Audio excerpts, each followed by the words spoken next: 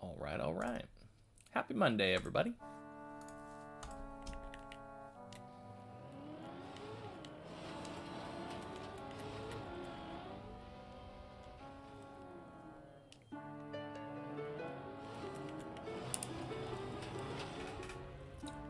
Nice.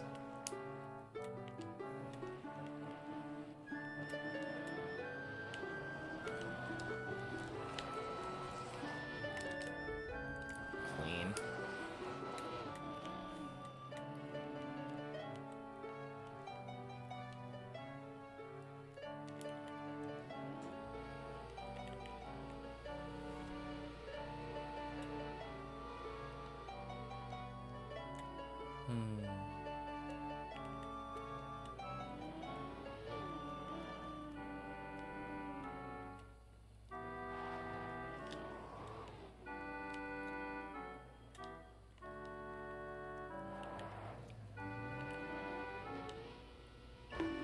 Nice.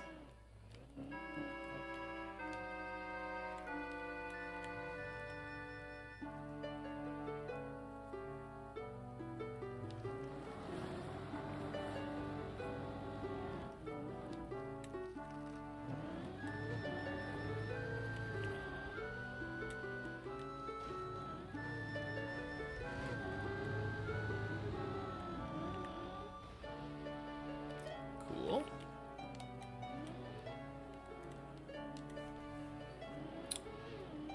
All right, always good to see. First try 10.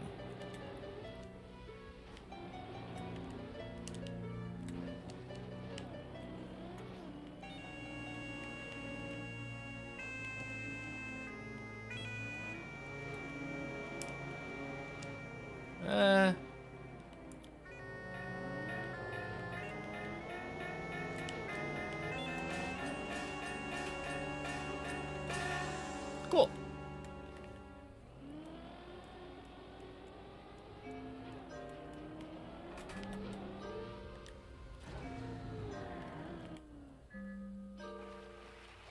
Beautiful.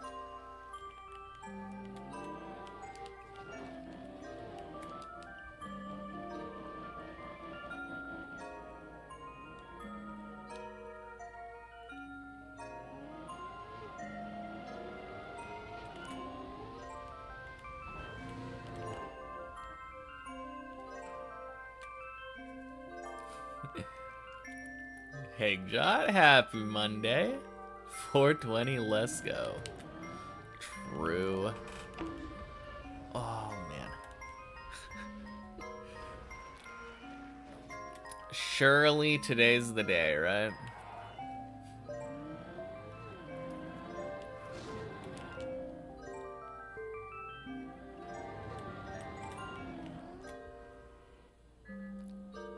Nice.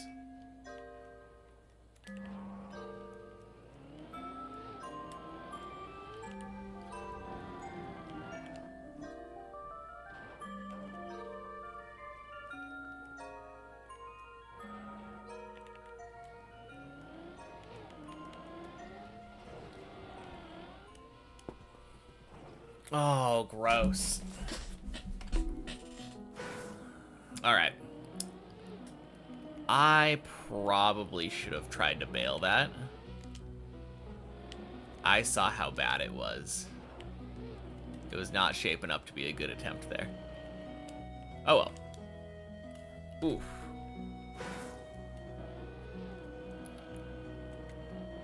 Clear example of why we don't do it that way on the main map.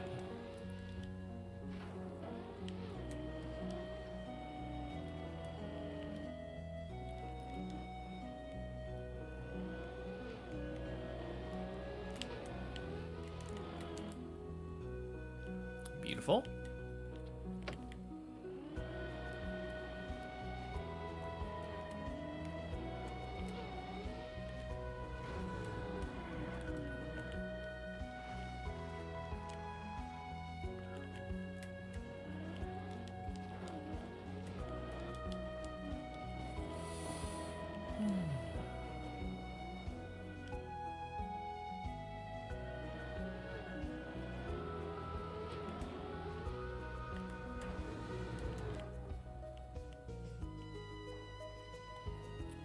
Damn it.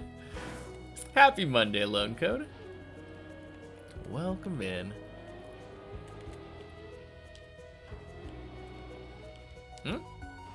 Why are you apologizing? Yeah, it's not... We're not on the main map right now. It's, every morning I do a warm-up on the replay editor.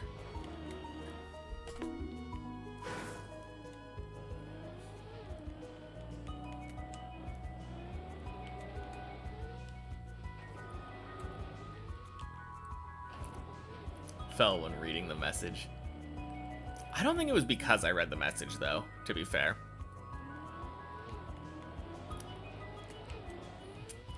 That's just a kind of sketchy jump.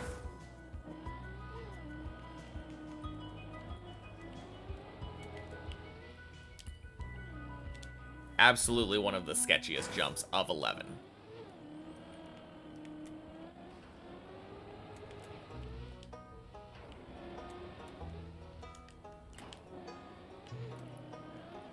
Hey, Cooper. Welcome in. Happy Monday.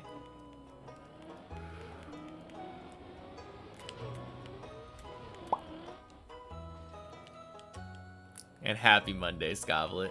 How am I doing today? Not bad. Day's just getting started, but... yeah, I can't complain.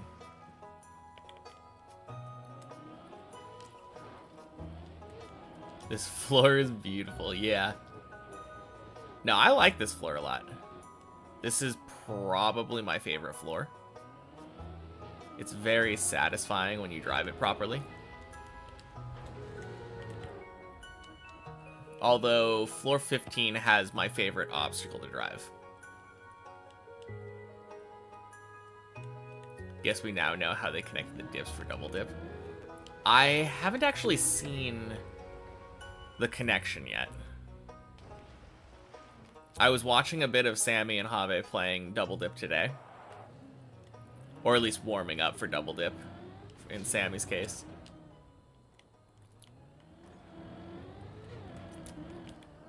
But yeah, I feel like I was pretty spot on with my prediction, though. A week or two is what I was saying. Hey, Red Eggs. Thank you for the follow earlier. Happy Monday. And happy Monday, Ira. Welcome in.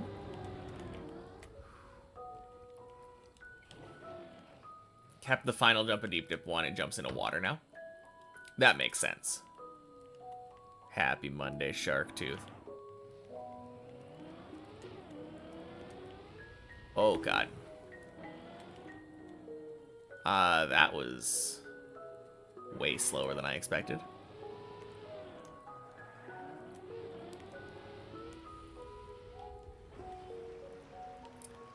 Yeah, it's a bit interesting, though. Hey, Rosu, happy Monday. I don't know if I expect... I mean, they've both been doing other stuff, like Khaki and Deep Slip, but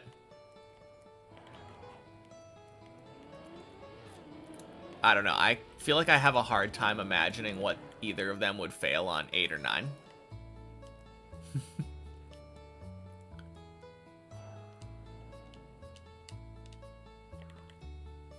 And from there you get on a part of the grass path from the start of Deep Dip 2. That makes sense. New to the community, trying to be where you can when you're not streaming. Yeah, fair enough.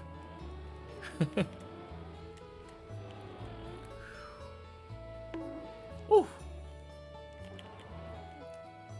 Close enough. Jeez. When you say new to the community, do you just mean Trackmania community? I would say I'm relatively new too.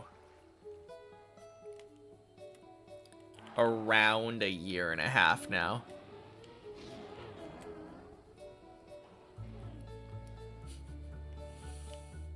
I would absolutely say you're doing better than me when it comes to being around when you're not streaming. I should probably do that more. I am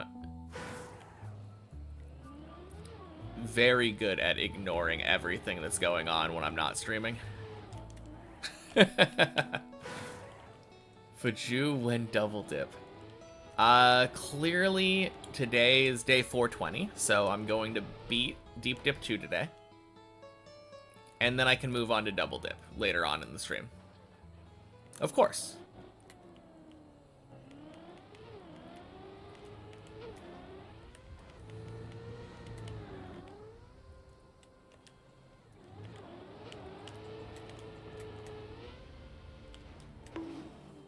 Surely. Mm-hmm. After all, map is basically press forward.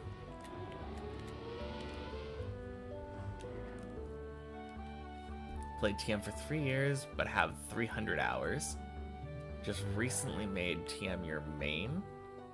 Likely because of Open Planet. Yeah, Open Planet is a game changer for sure. I can't imagine playing without it. Always love the community TM has, and you're throwing yourself all the way in. 100% agree. One of the best gaming communities I feel like I've seen. Shit. Oh man, I have had such a bad time with that jump today. Not today, in the last like week. I think I've failed that like 2 or 3 times on the main map. Ooh, gross. Did that on Friday as well. Yeah.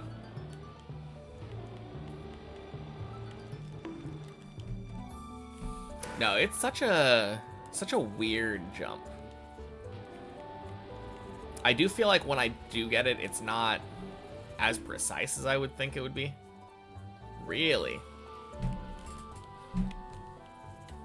Okay, then.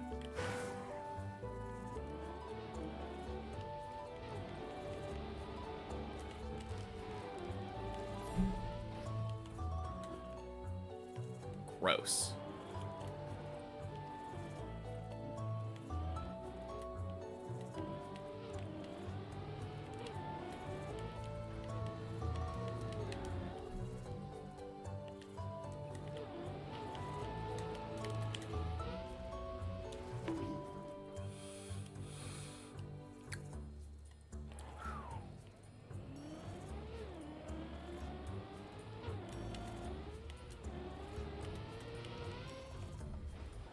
Beautiful. You've made it through floor 0.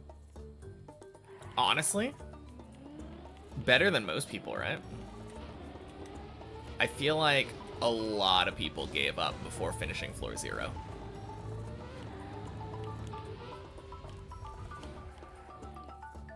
No, I love this map though.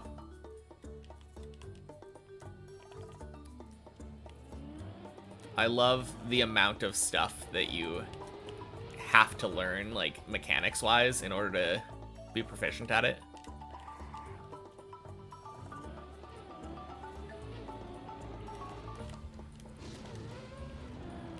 Very satisfying map to learn. There we go. Like, 3rd try.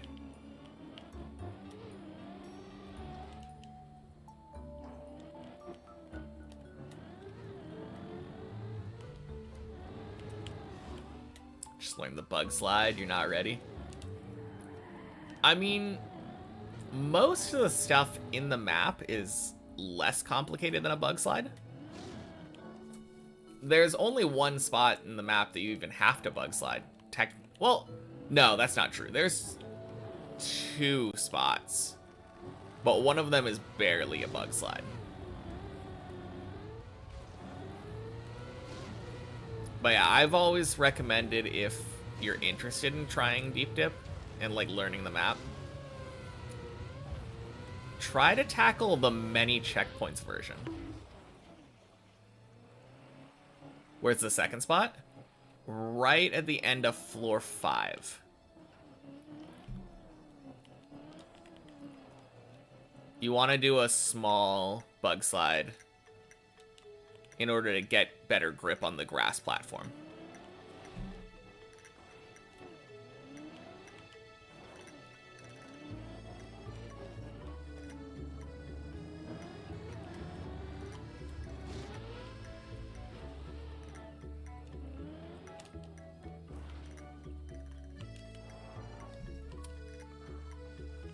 Yeah, it's not exactly like the elongated turning bug slide that you think about when you think about bug sliding, but I definitely would think it counts. More just the donut mechanic used as intended. Alright, fair enough. It's bug slide inputs. Welcome in. Happy Monday, Hebron. One campaign that is each level as its own map. Been thinking about trying that. Oh, yeah, you just mean the practice floors.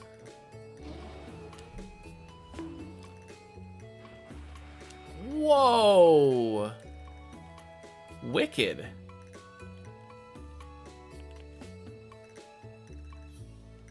Give you donuts at low speed.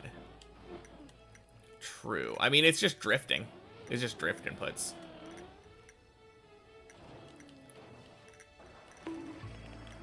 I mean, I guess it could just be considered a drift on that grass platform, right?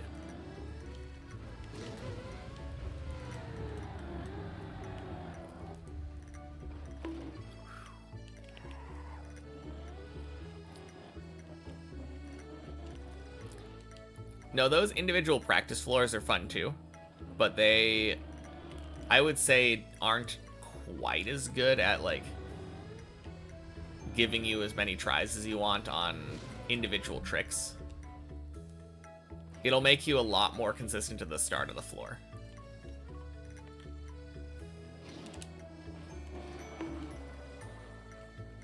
Bug slide is really just tricking the game into thinking you're at very low speed. Even though you aren't, so it gives you the donut properties. Okay, so by necessity a bug slide is at high speed then?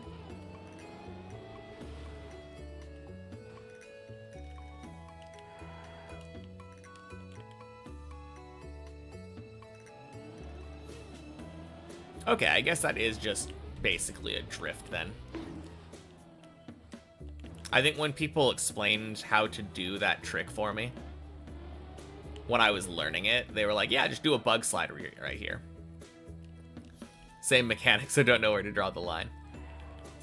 Yeah, I mean, you're definitely right, though. That jump is not exactly a high-speed trick. You're probably jumping over with, like, 150 or less speed.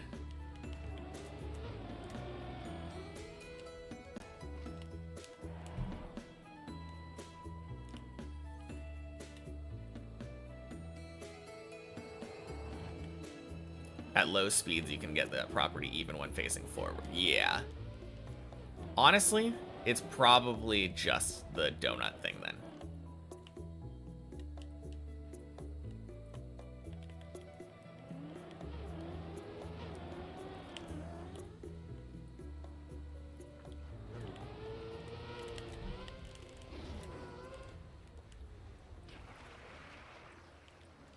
I don't know. Regardless of what it is, though, it definitely makes it easier just to consider it a bug slide because it uses the same inputs. I think it is close enough that I would let it off on a technicality. We can say there's like 1.5 bug slides on the map.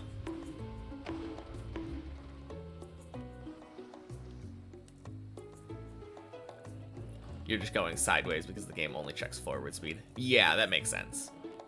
That's kind of what I assumed was going on.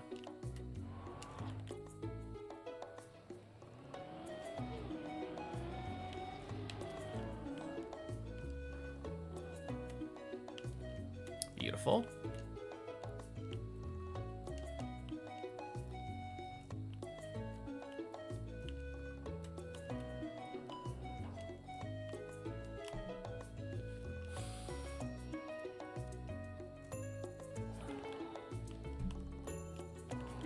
Neville Nebs, happy day 420. And a happy Monday.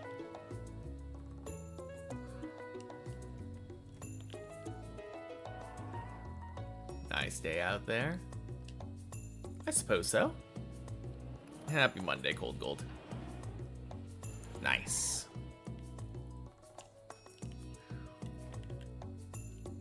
Same reason nose bugs work. Because it's only looking at the vertical momentum. That would make sense, wouldn't it? Alright, let's get a water bottle out. Probably should have one out at all times anyway, but cheers.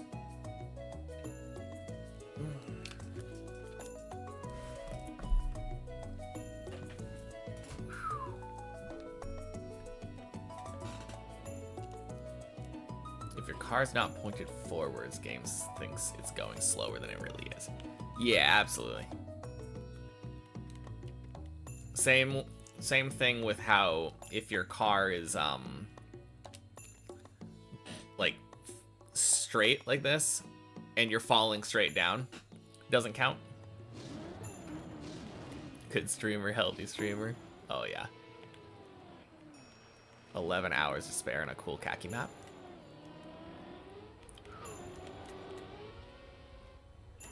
Which one? I absolutely wouldn't know based on the number. But I did end up watching the I got recommended Virtual's khaki fin video. So I've seen a good few of them now.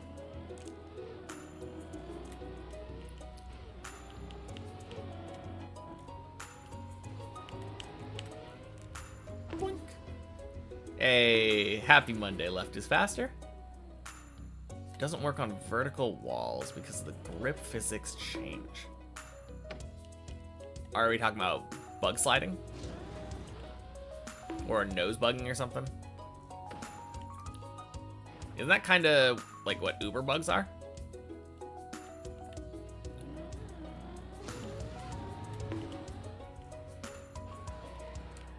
All of them? Okay. Fair enough.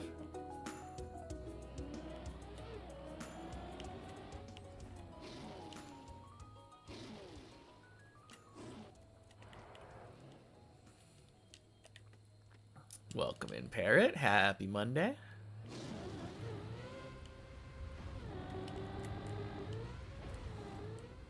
Boink. If you over angle for your bug slide, you don't get one after all.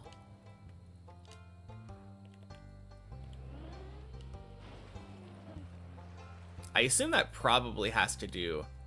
Yeah, I was gonna say with your speed being backwards, which means that now the game perceives you as being in reverse.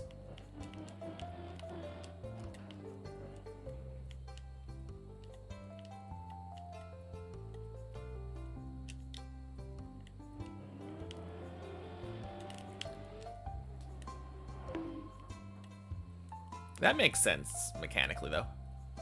Bug slide setup using the inner stadium border. That's not the triple bug slide one, is it?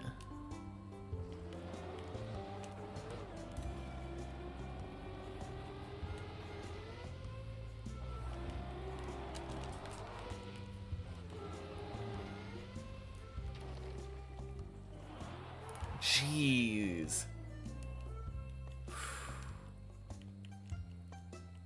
Okay, that should not have worked. I was going way too slow. Such a lucky bounce.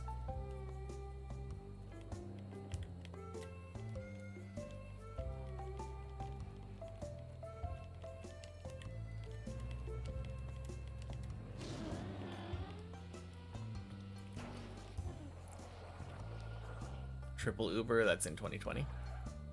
Probably what I was talking about, yeah. Whew. I think that was first try 15, right? I don't think I respawned at all there. Good stuff.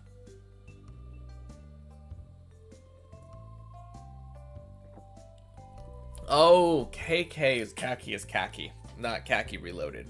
Yeah. That makes sense. I just assumed because of the recent khaki season that yeah, we were talking about the 2020.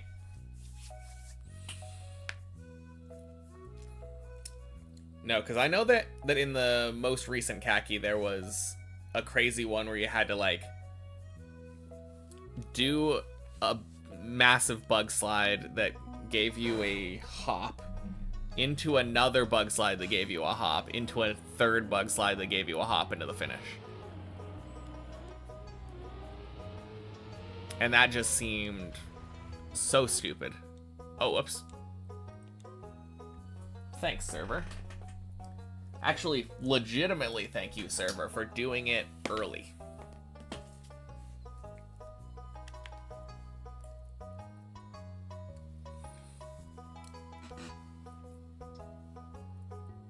Ugh.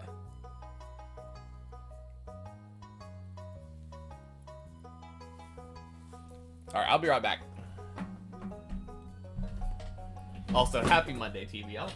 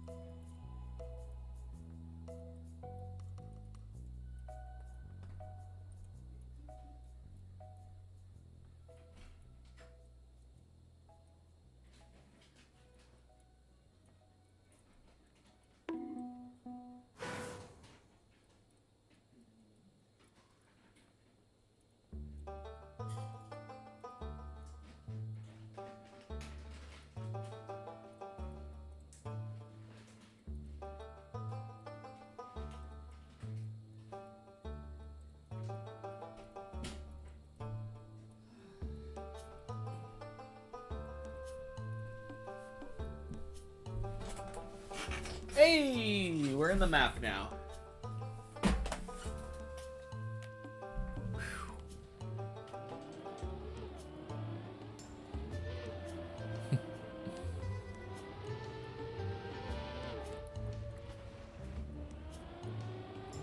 Congrats on day 420. Thank you, Nightlight. Happy Monday.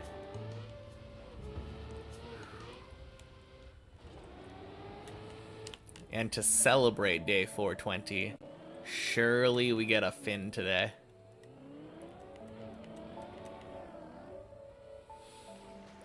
Didn't choose the Trackmania player thing and reset the run because the timer has been running for 35 seconds.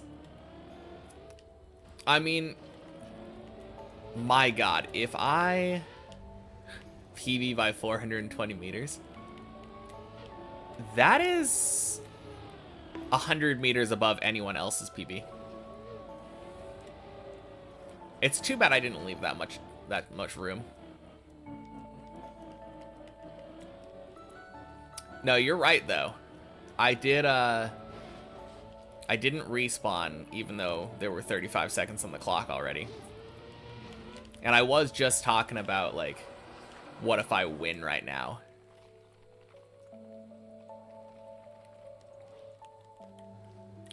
Imagine this is the run and I get like 54 minutes and 35 seconds or something.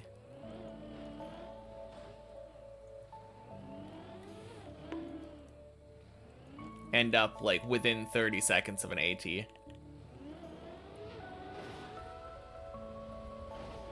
That would be wild.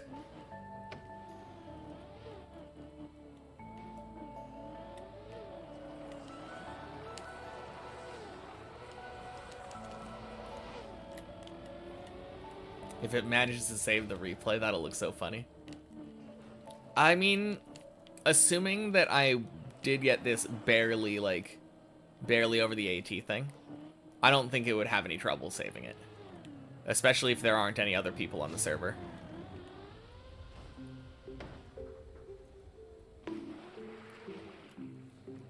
"35 seconds of nothing happening. Undipping believable."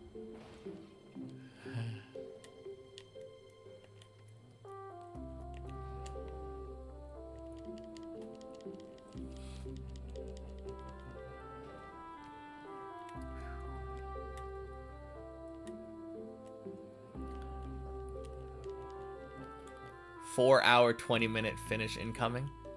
Now, if that happened, first of all, it would be my longest run that I've ever had, which would be pretty sick. But I don't know if that would actually save, regardless of how many people are on the server.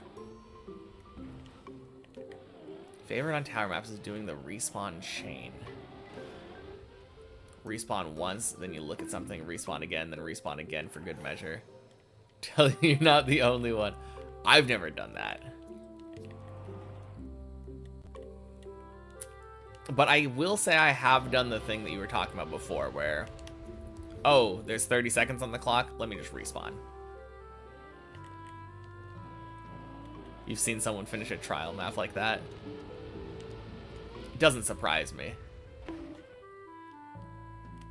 Remember Virtual being stuck here for a while? Floor 2 is tough, yeah. Doesn't surprise me. Before you actually learn, like, what lines you want to take. Not necessarily the most intuitive. A lot of players who do that just respawn all the time. I think maybe I'm just in the minority here because I am hard trained not to respawn. What's the longest run I've had? I think it's between like 2.5 hours and 3 hours.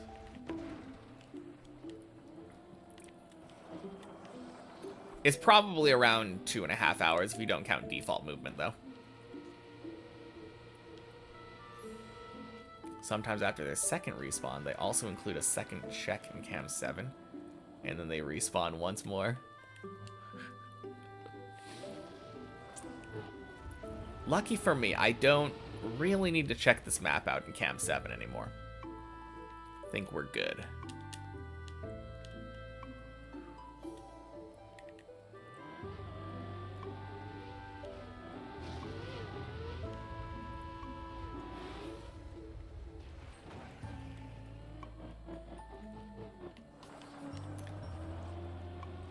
Spamming Cam 1 and 2 on start block when there's a countdown. That does feel like something I would do. Happy Monday, Gonzo. Sounds like PlayStation era RPG music. This is from Stardew Valley.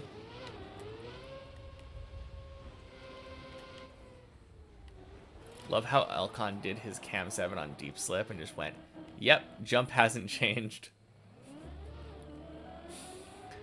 Oh, man.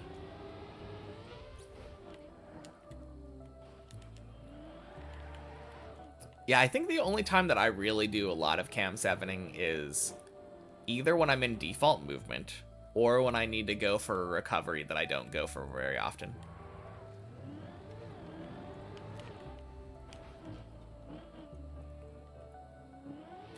But no, I feel like most recoveries I know well enough that I don't even need to Cam 7 them anymore. Which might be a mistake. Better safe than sorry, but I don't know.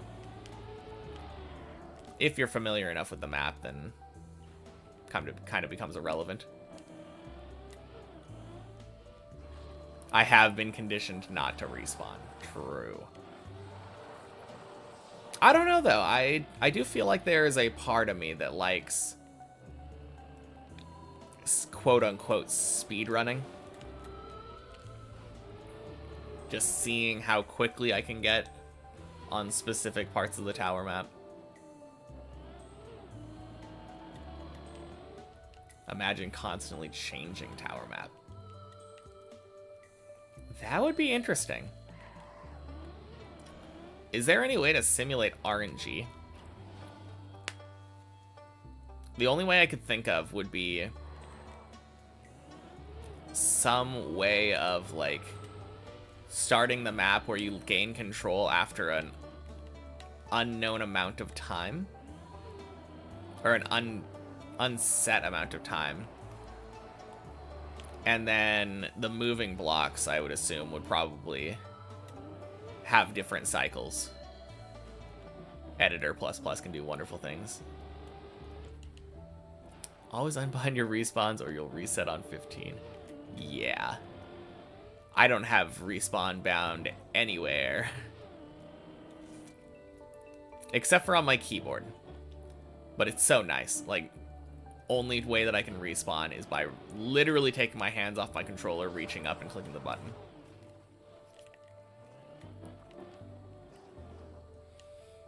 At some point, the tower just switches to a second tower with different tricks.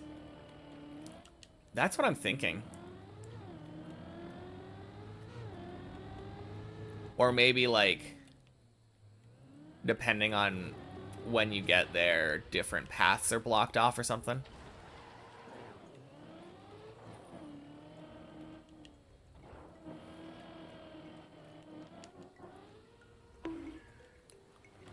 You had respawn bound when you were playing Deep Slip. Guess what happened at 17? Nothing climactic, and then you just proceeded to finish beating the map. Because no one would ever accidentally press the respawn key. Sounds like a cool idea, but at the same time, it seems hard to make it fair. Yeah, absolutely. I personally really like the idea. I've talked about this plenty of times. But like double helix tunnel, or not tunnel, tower map. Basically two separate intertwined towers.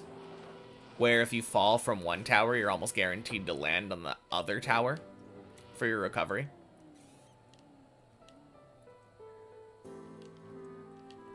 So the best tower player, unless they just never make mistakes, would be able to instantly know, oh, this is where I am on tower B, and then recover from there.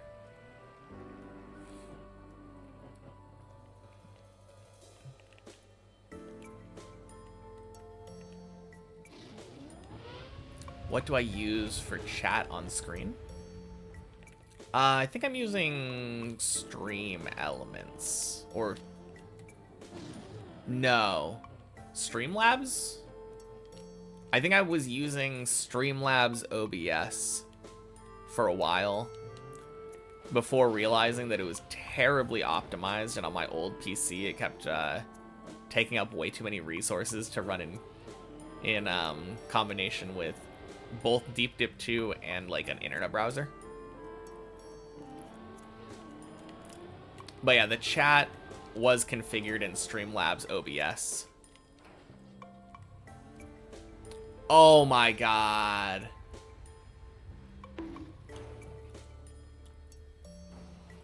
No, really? Okay, fantastic. You thought it was a TM plugin? Oh, the Twitch chat? No. Well, I guess we saved a minute. That would be kind of interesting if there was a Twitch chat plugin for... I mean, there might be. There is. There's an Open Planet Twitch chat plugin.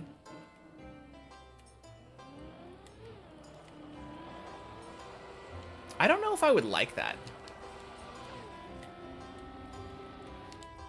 I like having it available so that other people can read it while they're like full screened. But I don't like the idea of having it covering up like the right half of my screen.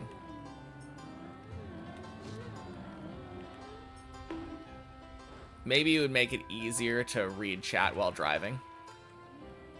But I don't know if I really want to have the distraction of reading chat while driving.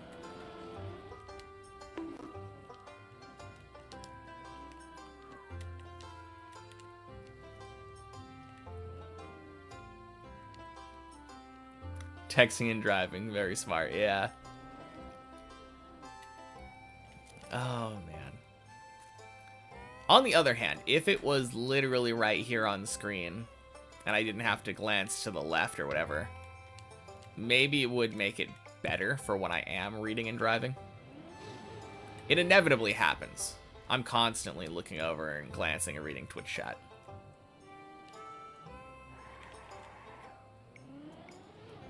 Man, what a...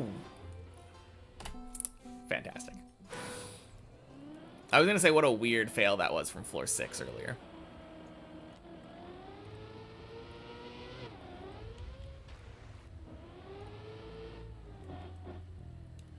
Oh well. We go again.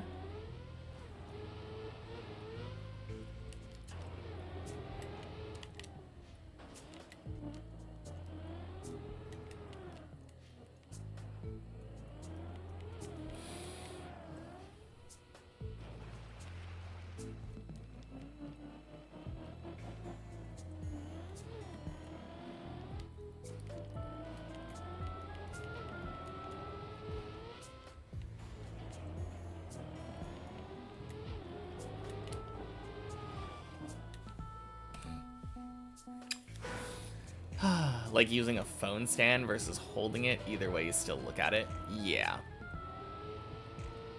No, true. But... Well, I guess the difference is... No, because you'd still have to use, like... You'd still have to use your hands to, like, actually use the phone. I guess there's voice commands.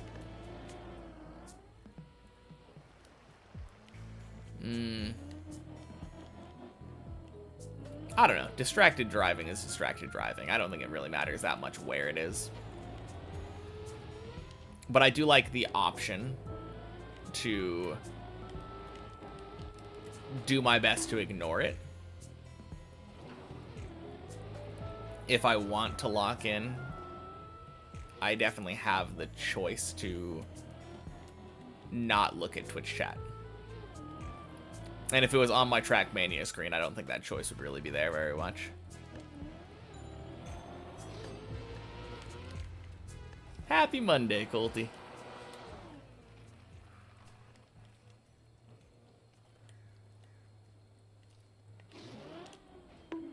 Oh, gross. All right. I will be right back.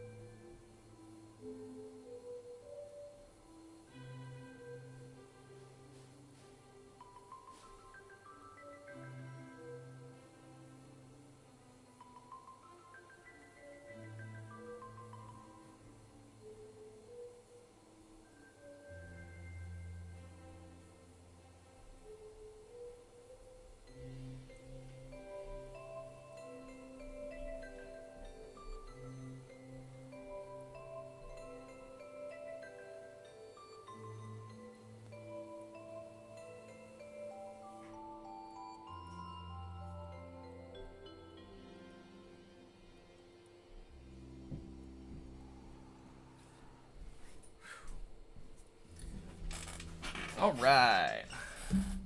Little embarrassing, but I had leftover food on my desk. Oh, man. Kind of crazy how bad something can smell just from, like, a day. Happy Monday, Julian.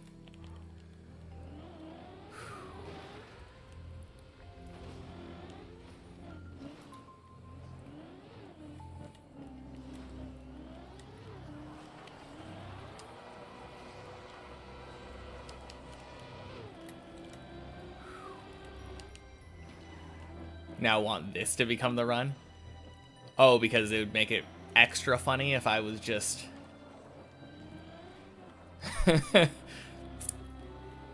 fall down. Wait, no. This is 4 minutes in. So I must have climbed up to floor 1. And then just randomly stopped. That would be pretty funny. How's it going? Not bad. Ooh. Yeah, I had a pretty good weekend. How about you? Tossed on Deep Dip 1 yesterday. You got to 14 again?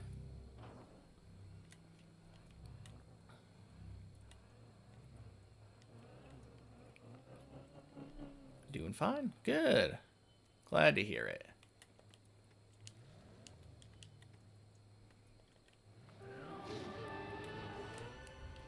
Floor 14 failed the cut.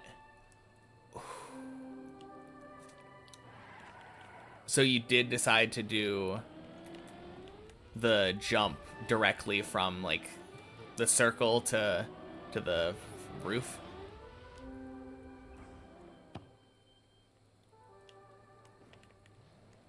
I think last time we were talking about it, you said you weren't going to do it because it was riskier for you than the rest of 14.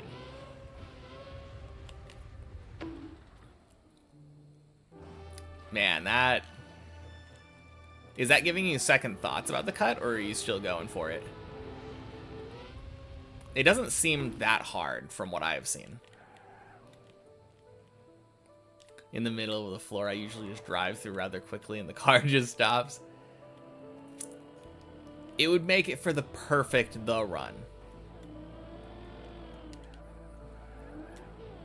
I would love it. Just 2 minutes of stopping randomly in the middle of a run. Absolutely love to see it. Worst thing is you were trying in the editor a few hours before, and that's when you decided to switch to the cut. Not going for it anymore, and you wish you hadn't. Oh, rip.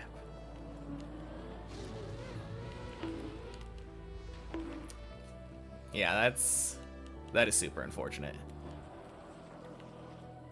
But hey, third time's the charm. You got this.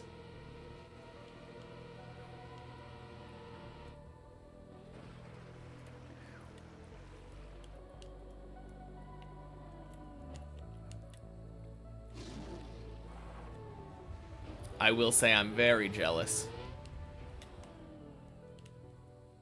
Getting back to your PB and beyond, like, that quickly.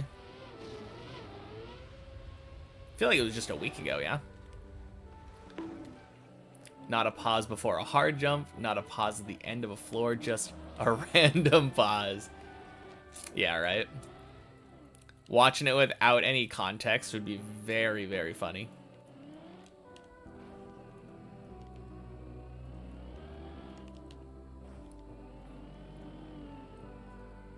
Made it 15, nice. Yeah, that's my real PB, the one in Twitch chat. The one here is my second to last PB on the left side of the Trackmania screen. When I got the one with the clip there, Dips++ was broken, so it didn't end up recording it. But yeah, about 3 jumps from 16. Super nice. It was almost 2 weeks ago. The last 14. Like I said, very jealous. Would love to get another 15. Since mine was like end of October. Someone just watching the replay going, wait, is the replay bugged?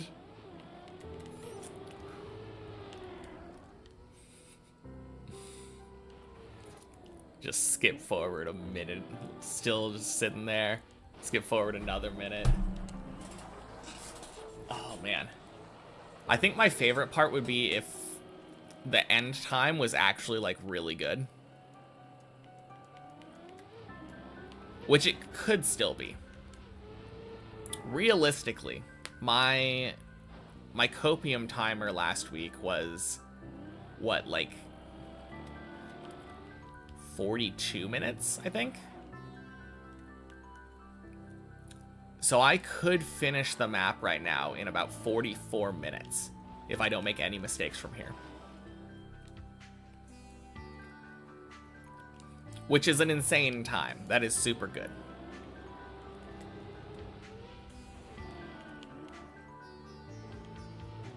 Still a really good PB. Thank you. I agree. Haven't made it back to 15 since then, unfortunately. But I've been making it to 13 more and more in the last week or so. Made it to 13 4 times last week. I think I'll be just happy reaching the finish. Absolutely. I don't care about my time at all.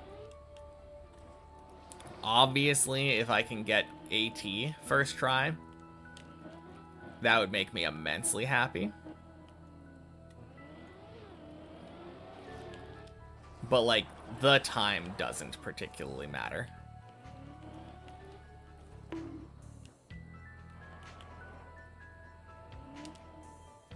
Alright. Believe I ate a gear. Yummy, yummy.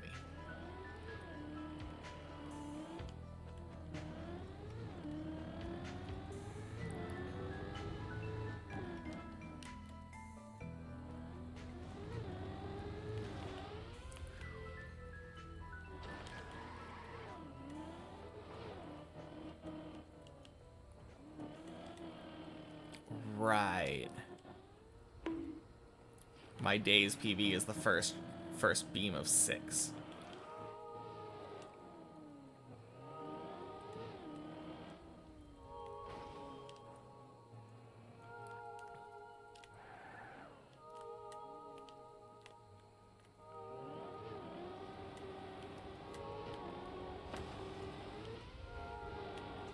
If I got 18 now, I'd be 5th to do so according to the... What is LB? Leaderboards? Leaderboards. Yeah.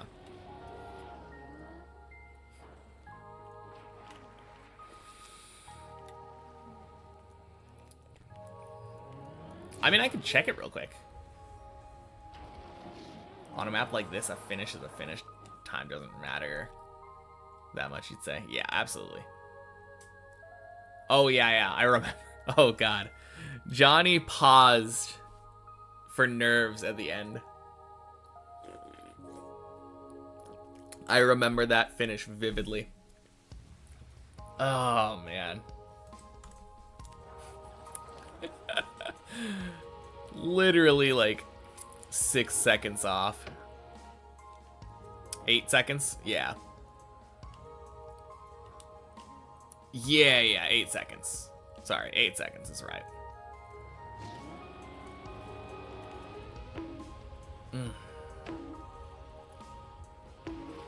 I mean, a fin's a fin, but that is kind of brutal.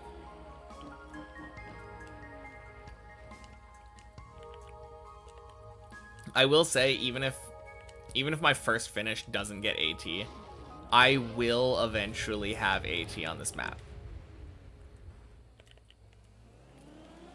That's going to happen.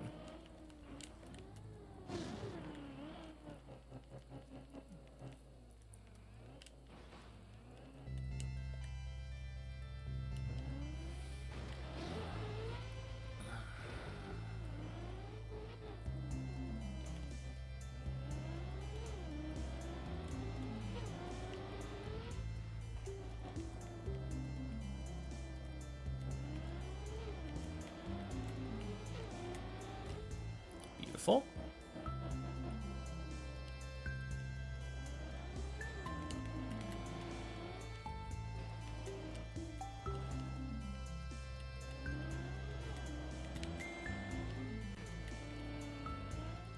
How was AT decided?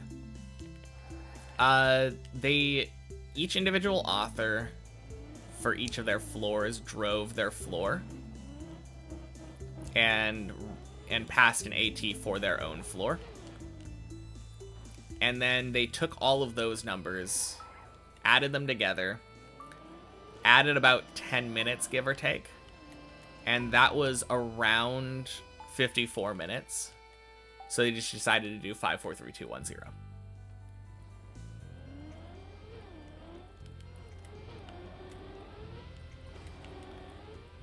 Because it happened to be close to a funny number.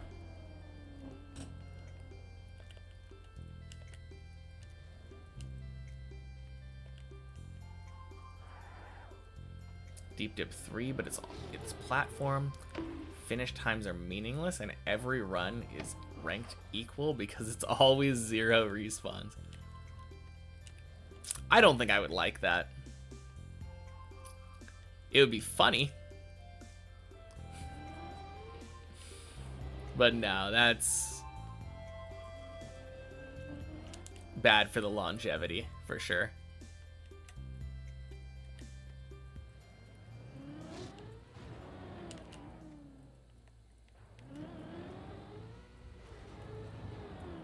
Boink.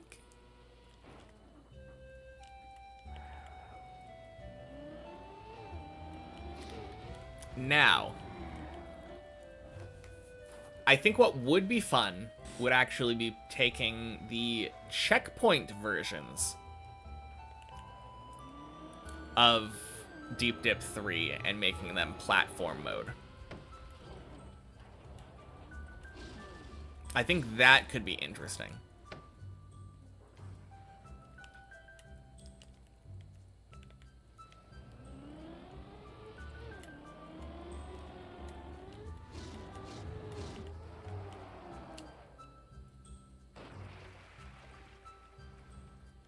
Now, one thing that would actually force you to do, well, not force you to do, but it would encourage going for recoveries on the checkpoint map. Like, if you made it to floor, like, 9 or something, or, yeah, if you made it to floor 9 and you failed a jump on, like, the quarter pipe, and it dropped you down to 8 into the pool, then quack. Happy Monday, Jan. But yeah, if you ended up falling back down to the end of 8 from the middle of 9, it would incentivize you to just replay the end of 8 and through 9. And just go for it, because you want fewer respawns. And I think that would be kind of cool.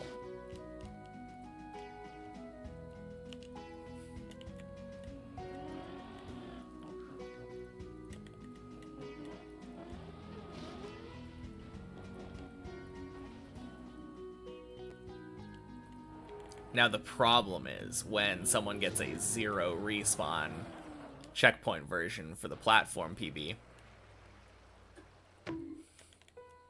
and then they're like, oh shit, I could have just done that on the main map.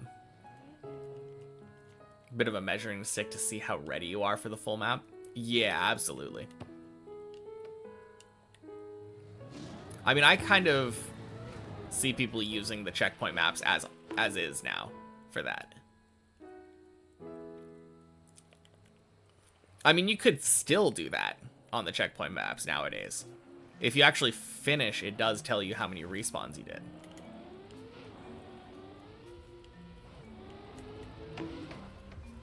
Not something I have access to, but god damn it.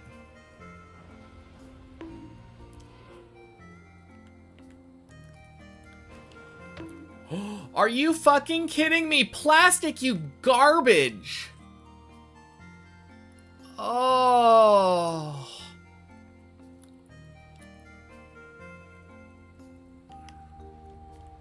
Man. Is there anything here? No, it's just dead, isn't it? Yeah, it's just fucking dead.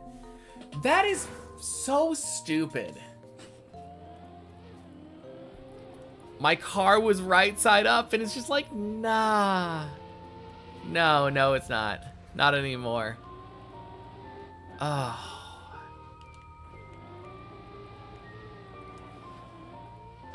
Gross.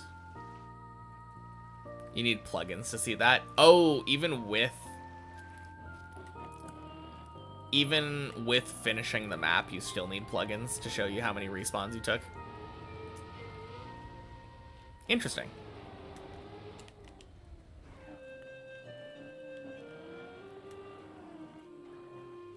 Me, Mark. Happy Monday. 420 anniversary. Something like that, yeah. Need the no respawn timer. Okay. Yeah, I have the copium timer.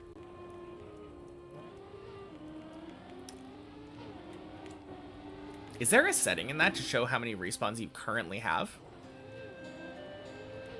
Like, while you're in the middle of the run?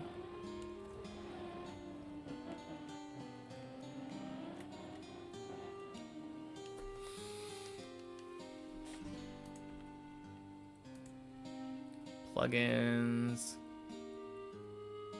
Settings,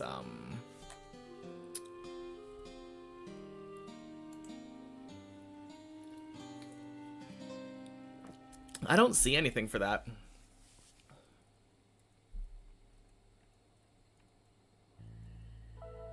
I don't know. Maybe there's a different plugin.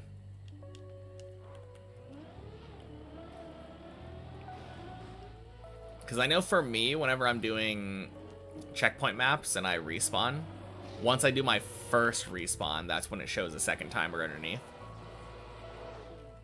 It doesn't actually show how many times I have respawned, though. It just shows what the no respawn time is.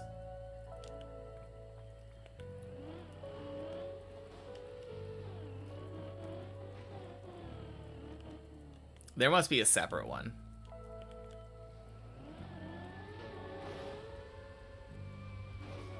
Having me platform would also give that. True.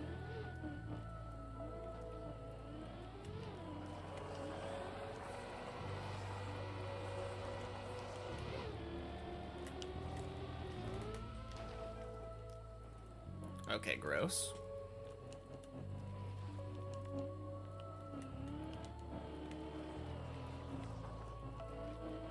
Now that'd be kind of cool.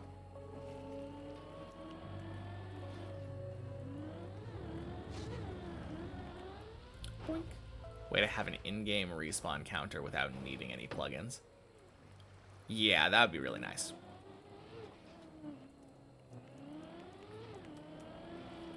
Honestly, I feel like that would actually be a good use for the platform mode. Specifically making checkpointed versions of tower maps like this. Because realistically, when a non-checkpoint version exists, why would anyone go for a zero respawn version? Like, why would someone be hunting the checkpoint version like that? Other than to prepare themselves for this one, I guess.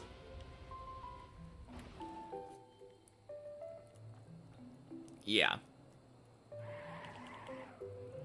No, 100%. That's what the main map is for. Because skips.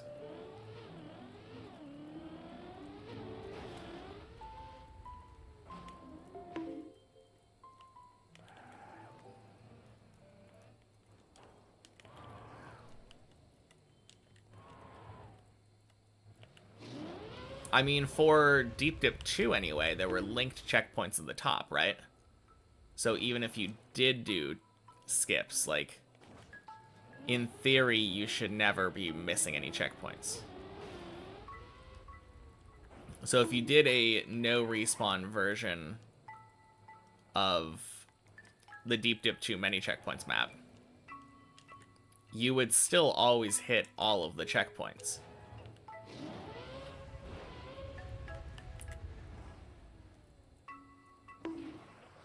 Even if you're skipping random stuff. So I don't think that's a problem. Happy Monday, Denny. When I finish the map, will I do any compilation of fails or funny moments? I don't know. I haven't really thought about it that much. I want to make some sort of video, but fail/funny moment compilation feels hard to do when I haven't been keeping track. I've just been playing the game.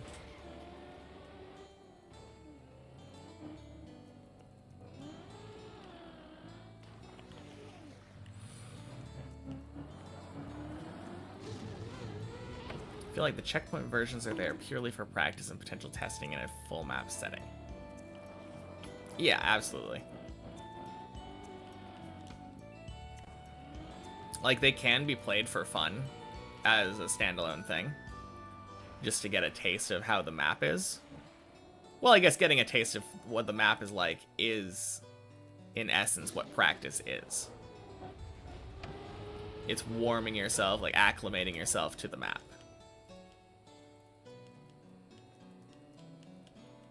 On the other hand, you can play it just to get a sense of what it's like without ever having any intention of playing the main map. In which case, it's not really practice for main map. That is the map that you're playing. And I could see someone doing that with many checkpoints for Deep Dip 2.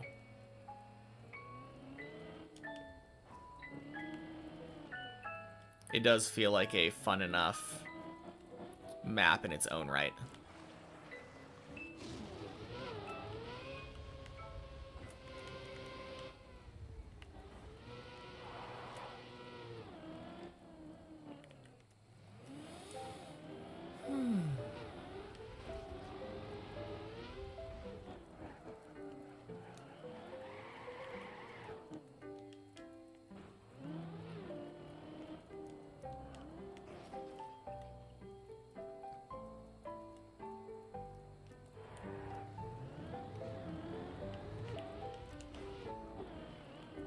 Don't think the checkpoint versions benefit much from having the timer.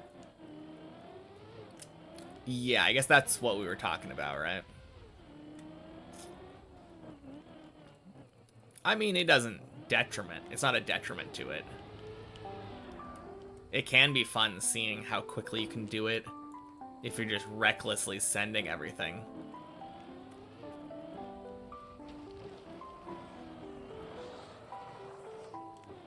But yeah, I think a platform version of it would be a decent alternative. On the other hand, having a timer associated with it is kind of nice because many checkpoints is the accessible version. And then you get people who come in here and say, yeah, I did the many checkpoints version of Deep Dip 2. It took me blank number of hours to beat it, you know?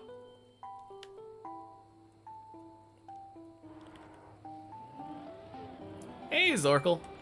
Happy Monday. Weird seeing you on this side. Sammy mentioned me on stream a couple days ago, said that I was one of the most dedicated players in Trackmania. Did you know? Oh, that is so nice. I'm always impressed by how insanely good Sammy is. Like, honestly, kind of envious. Obviously, he's put in the work. It's not like it came from nothing, but watching him come back to Deep Dip 2 over the last like week and do practice again. I guess Deep Dip 2 is kind of like riding a bike. So crazy, though. I think I watched him go straight from, like, 13 to, like, 15, basically respawnless. Now I can have the, oh, I beat the many checkpoint version. I had this many respawns. True. The problem is that, like, saying I had this many respawns to like me is less relatable. Now, I don't know if that's necessarily like important.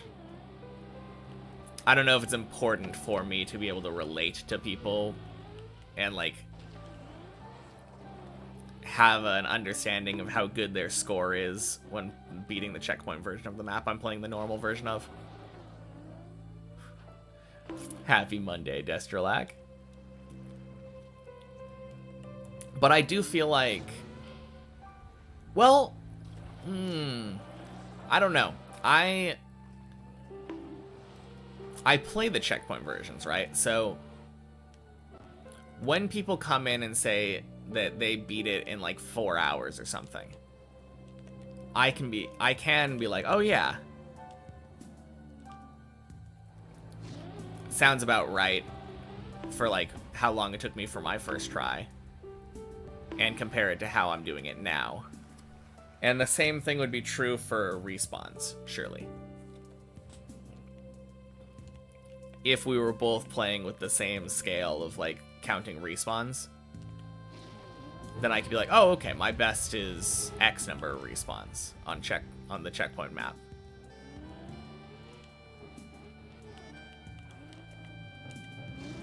Obviously, if this is a theoretical future Deep Dip 3 platform checkpoint map, I wouldn't actually have to stop at the end, because that whole thing is just because I haven't finished a map yet.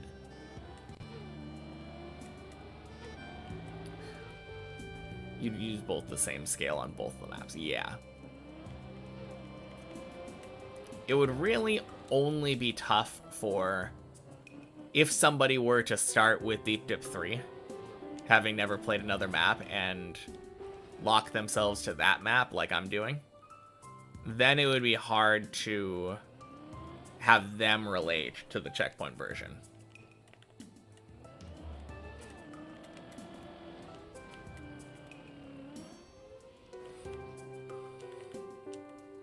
No downside to it, though, to be fair.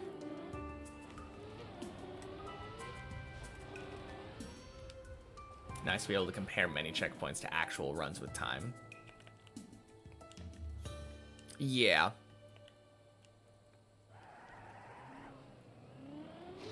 No, I suppose so. Do I know if they removed the reactor? They did remove the reactor, yeah. Or not remove the reactor, but patched the reactor being accessible from the outside. Because the reactor is part of the main map. But Sammy did patch the reactor skip, so you can't do it on that, on Double Dip. Happy Monday, Tom. Welcome in.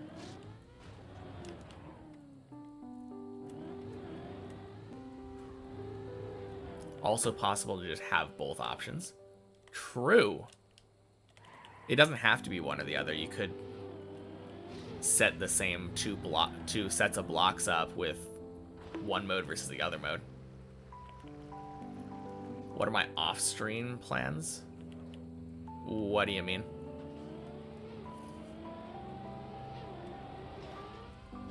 Just living life, I guess. Like, I play games, I watch TV or shows or whatever. Not really on TV. Who watches TV anymore?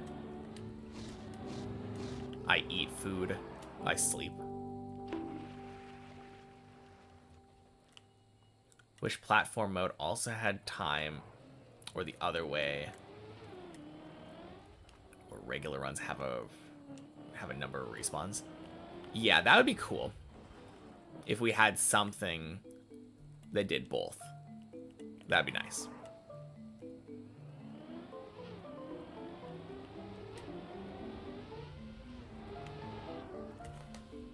Hey, Rasitas. Happy Monday. Quack. Thank you for the good luck. Surely we'll be blessed by the 420.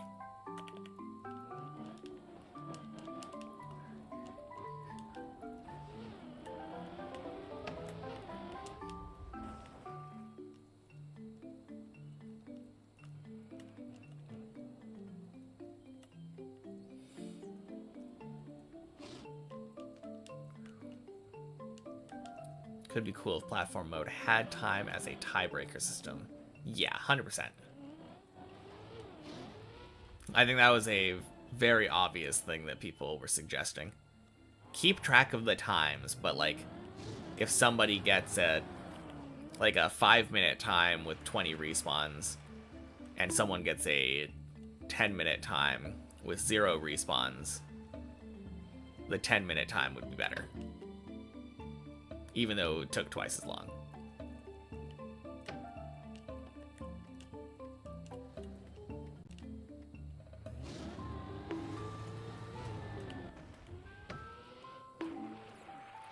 Platform campaign was fun until you had AT because no reason to hunt.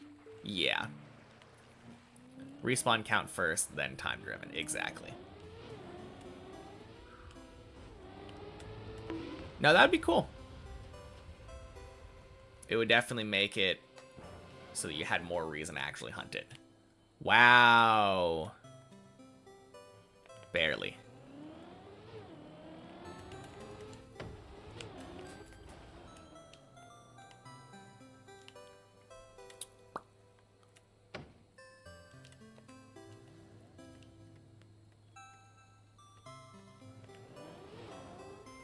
Boink. Sploosh.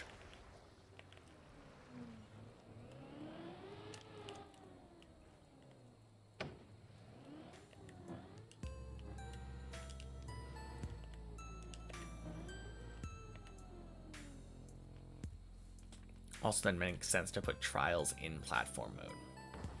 Yeah, 100%.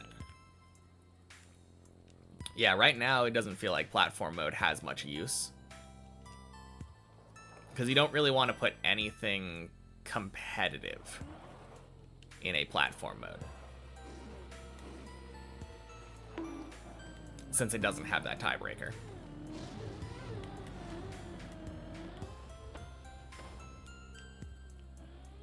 Weird seeing this map on Double Dip where it's evening instead of day.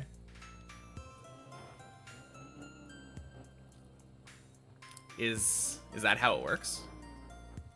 It's darker or something?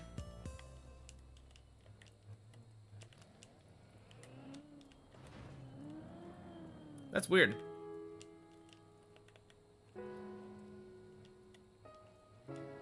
Trackmania is a racing game, so it's competitive by design. Yeah.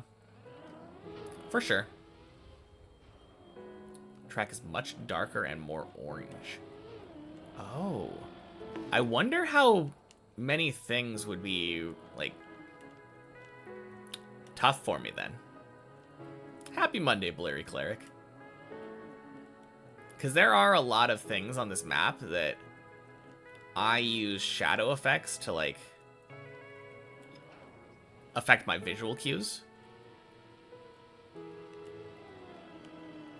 Maybe I'm good enough now where I don't need those visual cues as much because I understand the jumps themselves.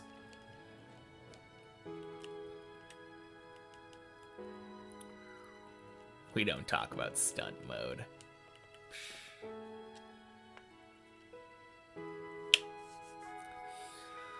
Put the platform in even a more awkward spot. Yeah, absolutely. Sun reflects sometimes and it looks really different. Interesting. Played a bit of Double Dip this weekend and the different shadows mess with your brain a ton. Do I read books? What's my favorite book? Occasionally I read books. I don't know if I could say I have a favorite though. A lot of the times when I'm reading a book, it's just because it was adapted at some point and I wanted to read the source material. Like, I've read the Game of Thrones books, the Song of Ice and Fire series. At least what's out so far. I read, like, the first 2 or 3 books in the Dexter series.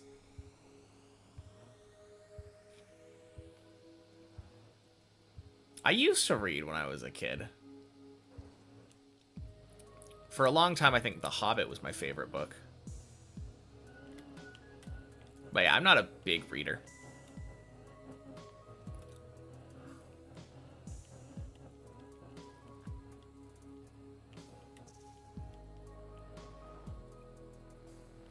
I don't feel like there is enough, like, leniency, I guess? Flexibility in the stuff that you can do with the car to make a stunt mode make any sense. Like, it's all about flips and rotations and stuff, right? And, like, smooth landings, I guess.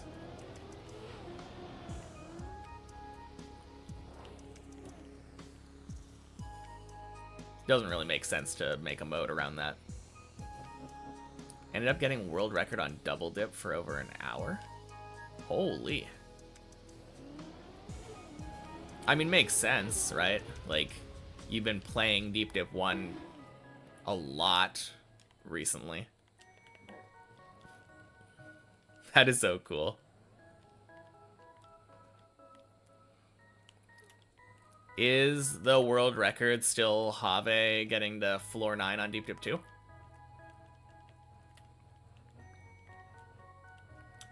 And if so, where exactly did he fall? Because I didn't actually look into it that much. I was hanging out a little bit this morning.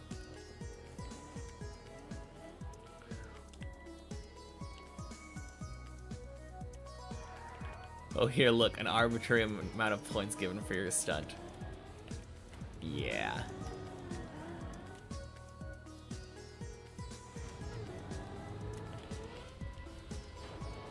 Sorry, this guy did some weird, different input, which gave him plus 40 points over you.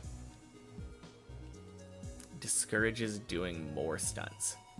Oh, right, because it just cares about, like, the biggest combo or something.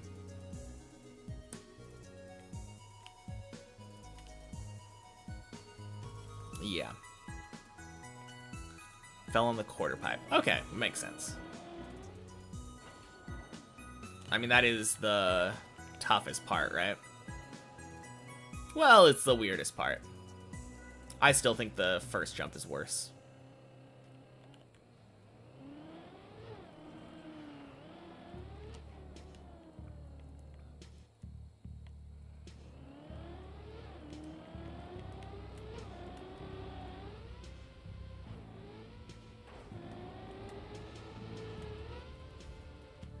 Nice.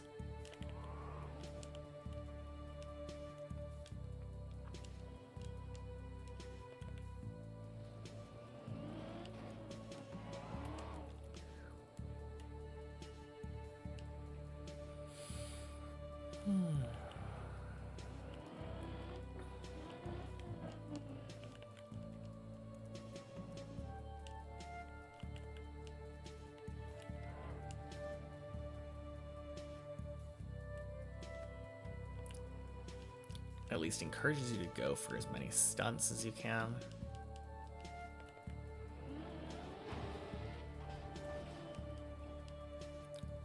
Get more points per stunt if you chain them.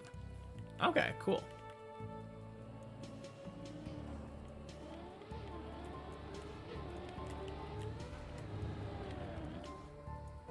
Really want to finish Deep Dip 1 soon so you can play Double Dip. Oh yeah. There's nothing like finishing Deep Dip 1 so that you can play more Deep Dip 1.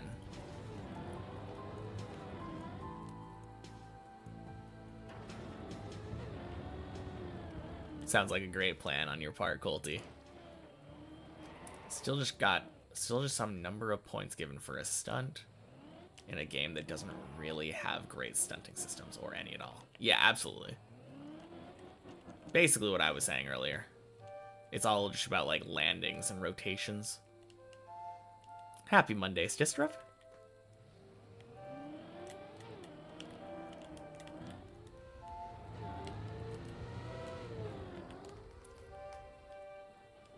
Hey!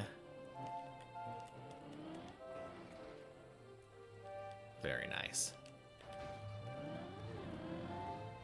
Boink.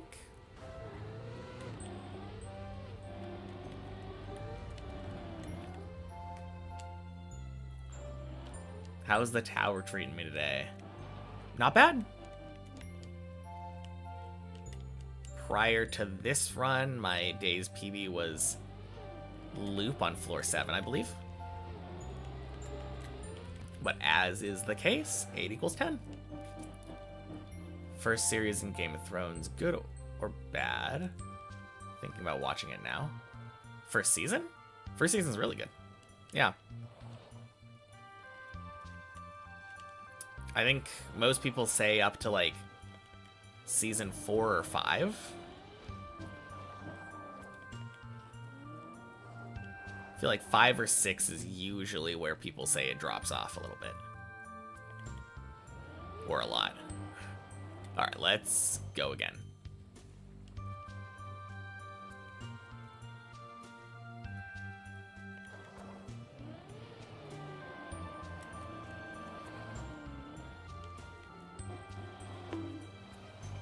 You crying in a rail? Sorry, that's not part of our stunt catalog, so you get no points. Right. Oh, man.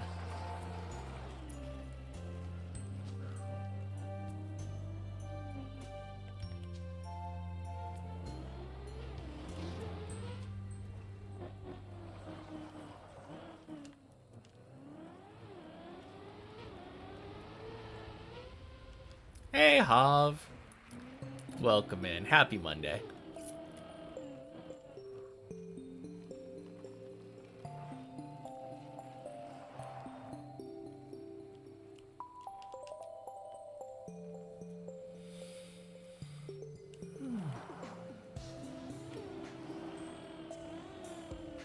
Do I have a favorite YouTuber?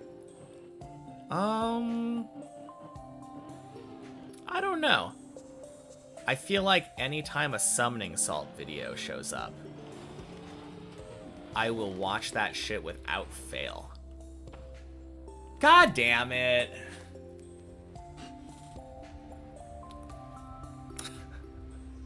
Alright. Friendly reminder. If I'm on 10 or above, I prefer not to have random questions being asked to me.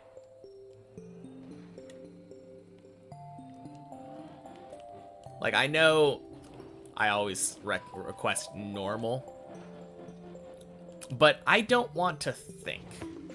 I just want to drive. If that makes sense.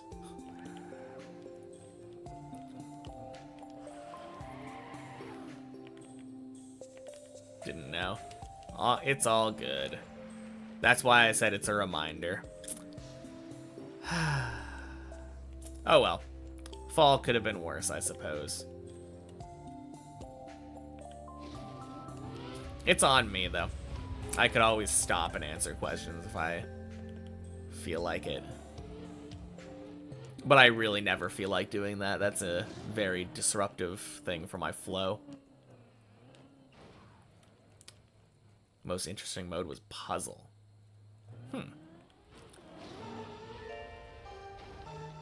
Oh, that kind of thing. I think I've seen competitions for that.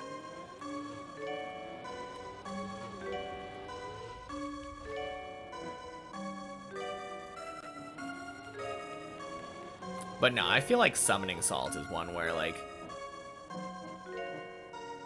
I see a video pop up, insta-click, I'm watching it right now.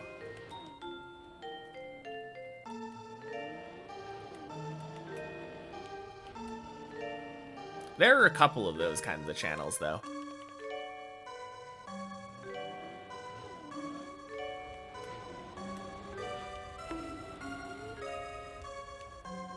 I think it generally depends on, like, the person's voice. I know one person that I enjoy watching quite a bit is Rasputin. I think I discovered him because at some point he did a series where he had his wife. I don't know if it was his wife at the time or if it was his girlfriend. But she was a non-gamer. And he had her play a variety of games to see how someone who isn't as experienced or didn't grow up with games would feel about them. Since a lot of games have, like, assumptions that, oh, yeah, everyone knows about X mechanic. That was a pretty cool channel.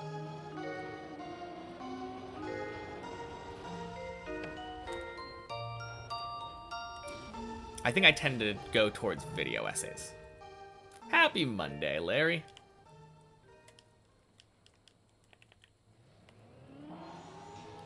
Game decided the blocks you're allowed to place. Yeah, makes sense.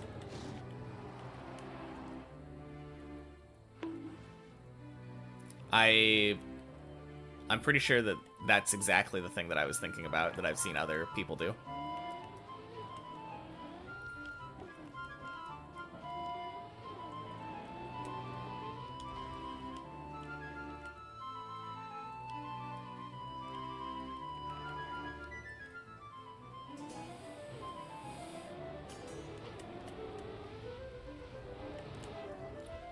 And quack. How's my weekend? Double Dip coming out. It was really fun to watch. Yeah, mine was good. It was relaxed. Surprised more streamers aren't going for it. I don't know if I am that surprised. It is a very tough ask. Be back in a bit. Sounds good, Red Eggs. Talk to you later.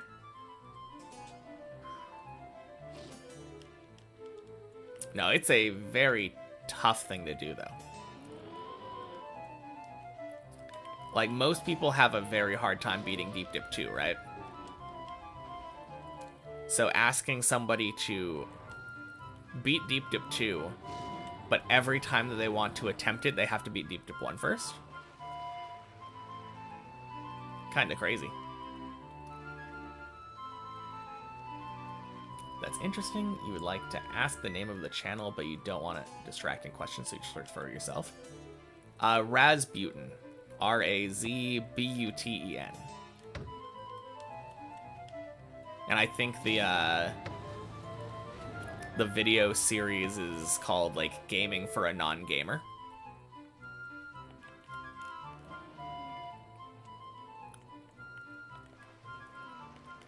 No, it was a fun perspective.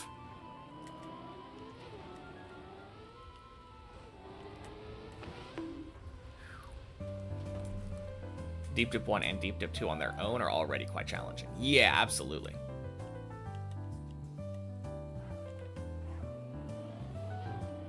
But then saying, like, I think the big thing is that Deep Dip 2 is quite challenging. Like, especially Deep Dip 2 is quite challenging. Deep Dip 1's no pushover.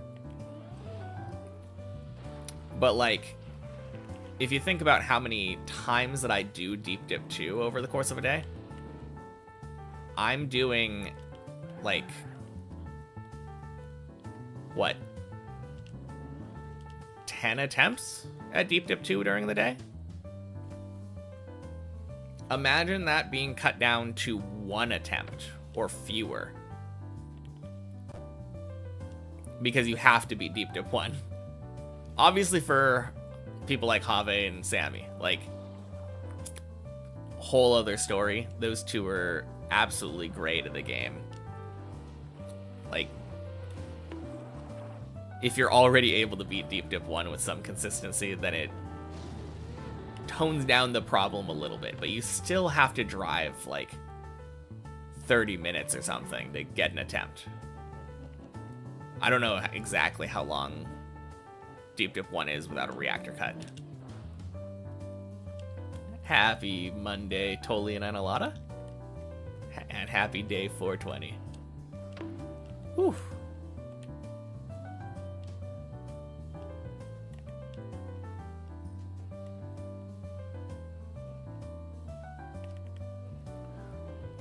No problem, Tom.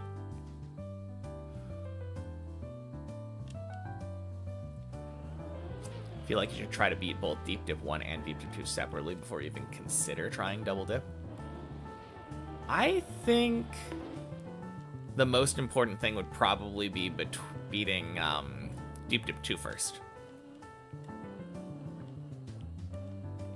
I think beating Deep Dip 2 and then going for double dip would be kind of fine.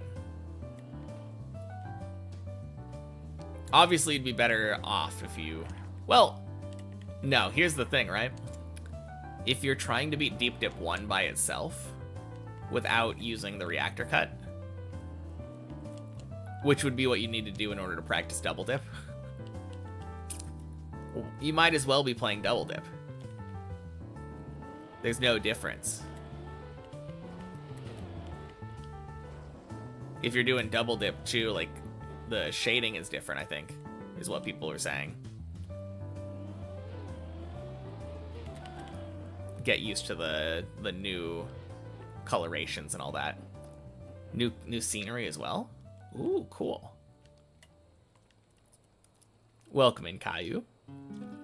Happy Monday. Difference in mechanics too. Yeah, I think Sammy was saying something about wood being different.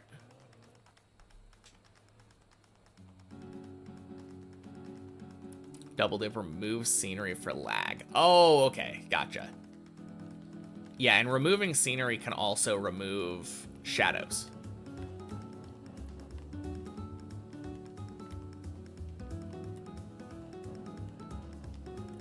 I don't really know how it works, but he was saying, I think, that it's old wood? New old wood something? Yeah. Exactly.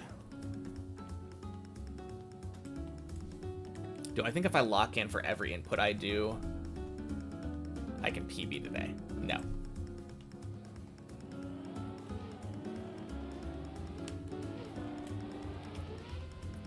I mean, I think I can PB today, regardless, but I don't think that quote-unquote locking in for every input would help.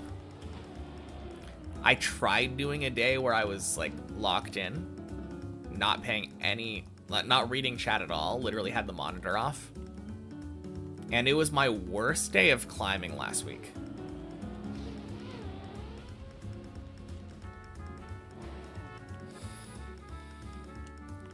At least from your experience, haven't noticed any differences in scenery.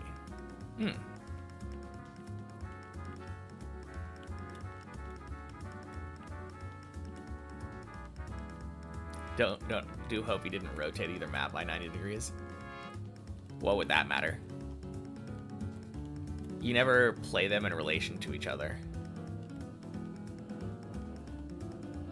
Oh, I guess technically they're all in relation to the stadium itself, right?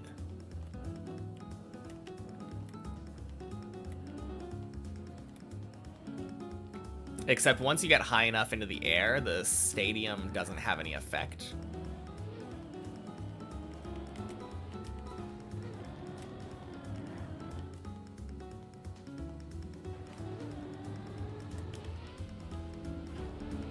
Like, I don't think at this point where I'm at on floor 9, it matters where the stadium is.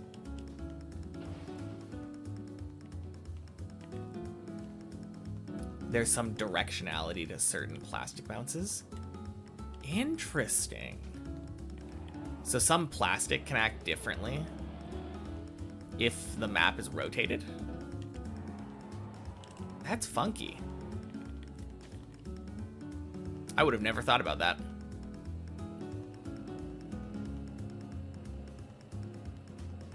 Thank you, Nadeo.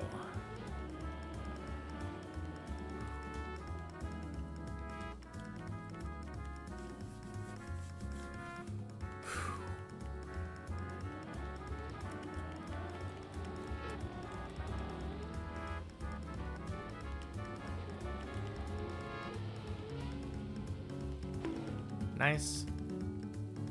They even had to fix Deep Dip 2 because some of the plastic bounces stopped working. Huh. Rotation issue is there, but from testing, everything seems to be working. They were rotated 90 degrees. Oh, okay. Okay.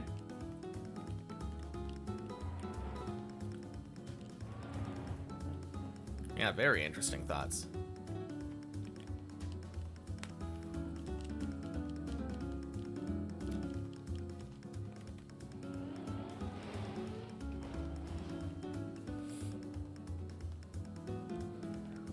Happy Monday, Fruit Snoots.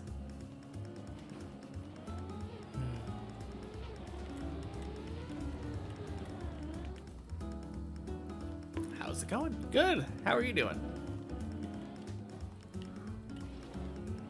Making my way back.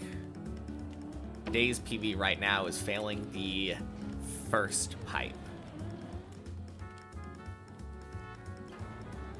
Freaking pipes. Although I suppose maybe I should be referring that as the second pipe. It's a little bit hard to say. There's 3 pipes on floor 10. One where you drive through the booster, and then the other 2 right before the 360. I failed the middle one.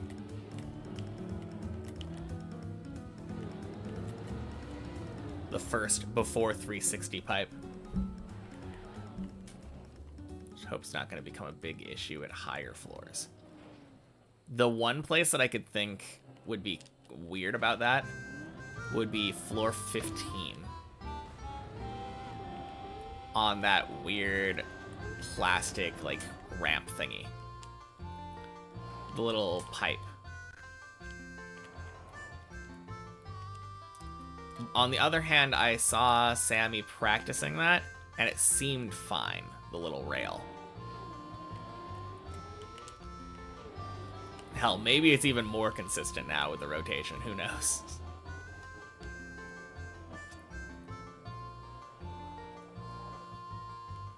8 equals 10.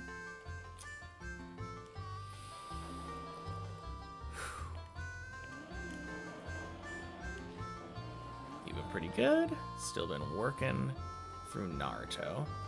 On episode 300-ish now. Naruto just joined the war and beat the 3rd Raikage. Very nice. Wait, is this before or after the training arc?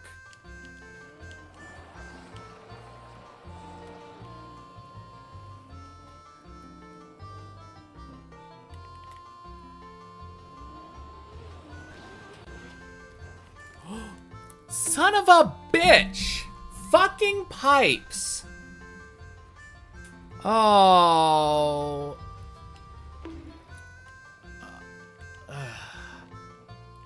God, at least I don't know.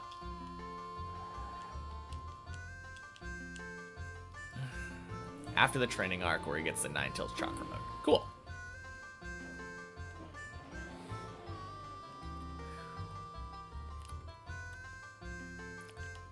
Isn't that still like 400 episodes from the end or something?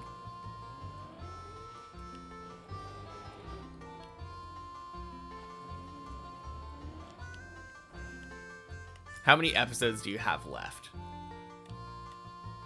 Is probably the better question.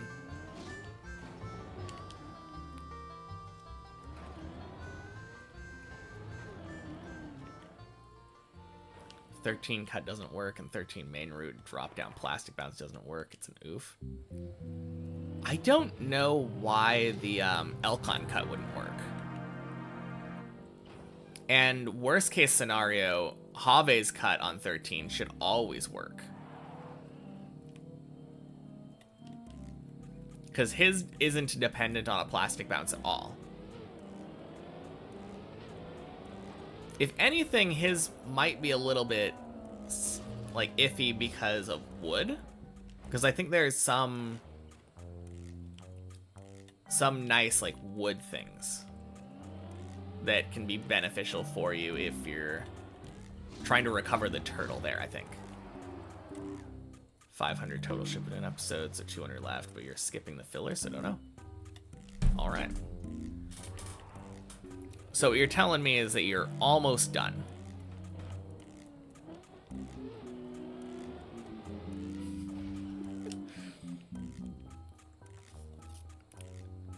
Since you're skipping the 195 episodes of filler, you only have like a couple hours left of anime. Quack! Hey, Doodle Bob's cousin, happy Monday. Thank you for the good luck. Wasn't Deep Dip 2 built with new wood already in effect? Has to be. There were car switch gates. I suppose so. I think what Sammy was saying was that Deep Dip 1 was built with old wood, and you can't mix and match.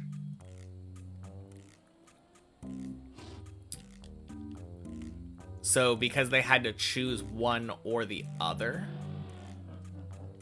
the Deep Dip 2 wood is now old wood to go with Deep Dip 1. I think that's what he was saying, which makes a lot of sense now.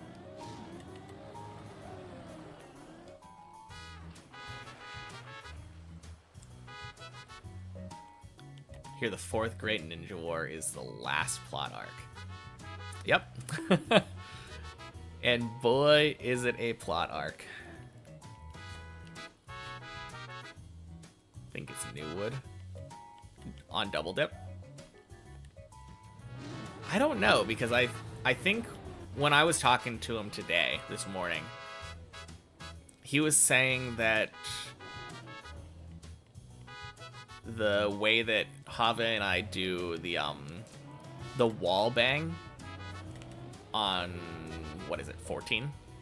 No, 15 is different from how he does it, and it was specifically about the type of wood, because he would hit farther right and it would work.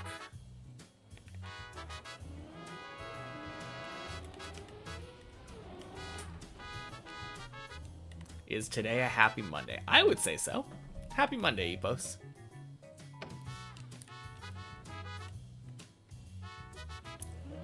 Floor 10 is kind of dicking me over, but I would say it's a happy Monday.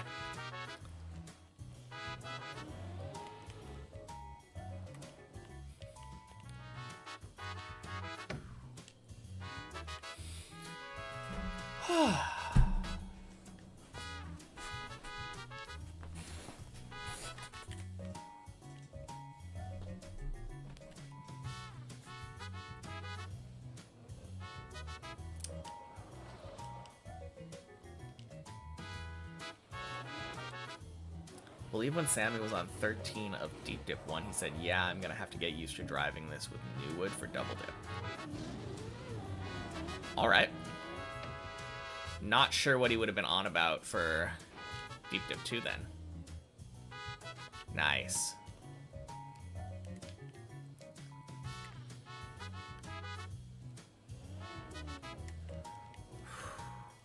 Goddamn. Good recovery.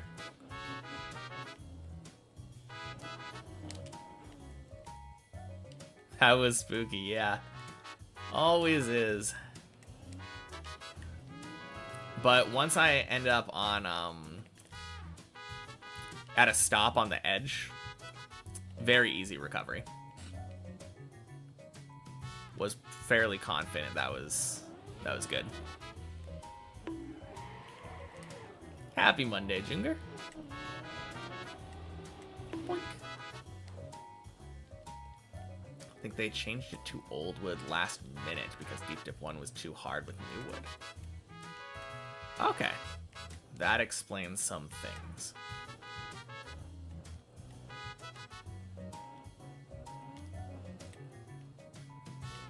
Surely making Deep Dip 2 harder because it's using wood that it wasn't designed for is a much better decision with no long-lasting ramifications.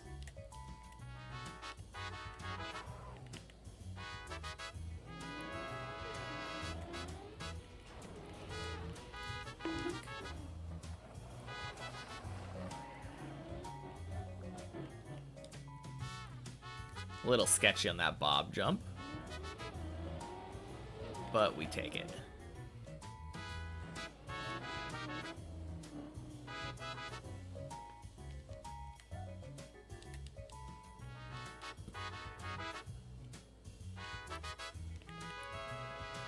At least less likely to get their car flipped when crashing into wood. Is that a consequence of new wood?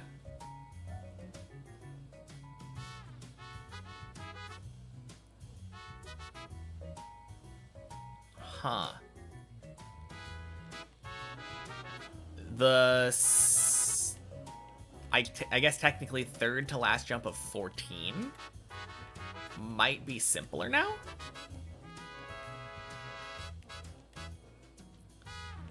The one before the roof boosters into the pool. I feel like anytime that I get too much speed there, I am so likely to get flipped.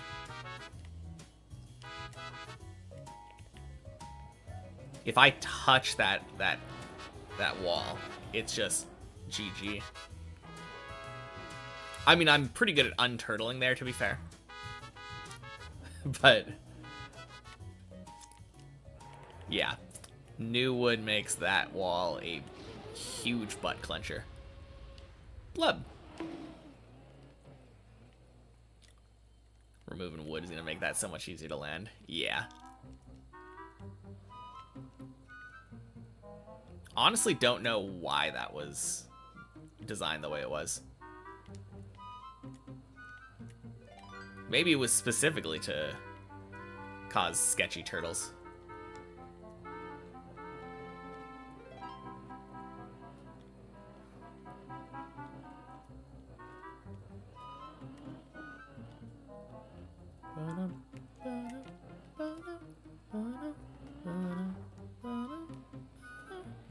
Old wood is just road physics?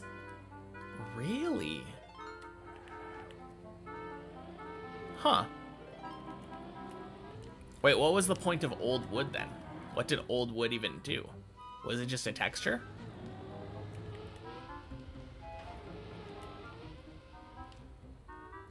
Finally got your 4th albatross feather. Just one more to go. Nice.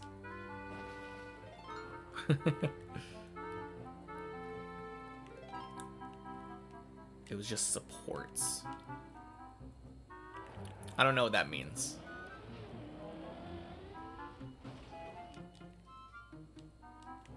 Oh, there were no wood roads. Okay. So it was just a texture for walls, essentially.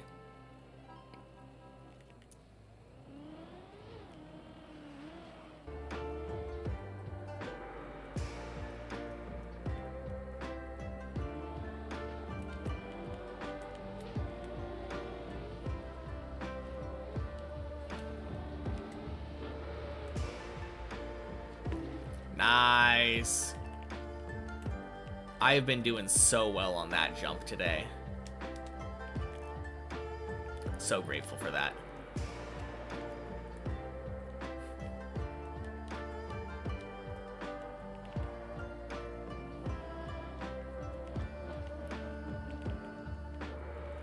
For some tricks on deep dip, put those on their sides to drive on them.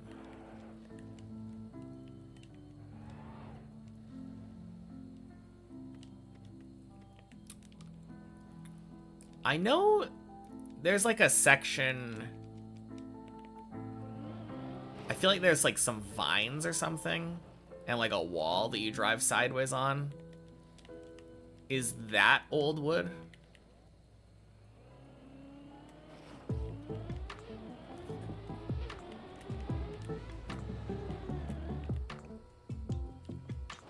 I feel like it was related to the turtle section? Because there is a turtle section that you have to do, right? I'm not very familiar with Deep Dip 1, so I'm not going to be able to explain it very well. But I feel like I remember people like being on the side of their car and driving along it.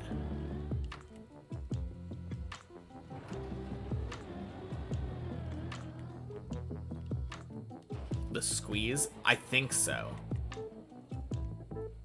That does sound like it matches the description that I'm thinking about. Sorry, I'm not much help.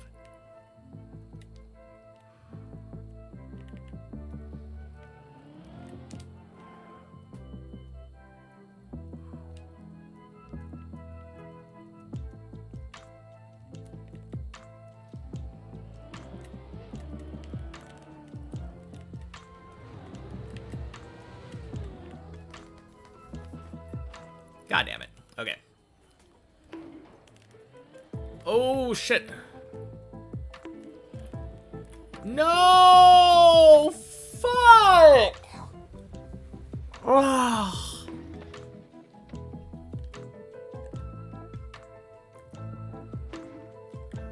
God damn it. Ah. Oh.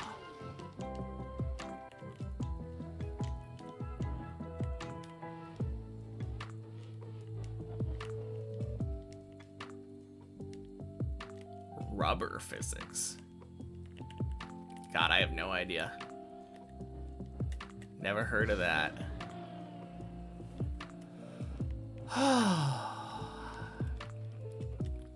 Man. Such a bad angle there.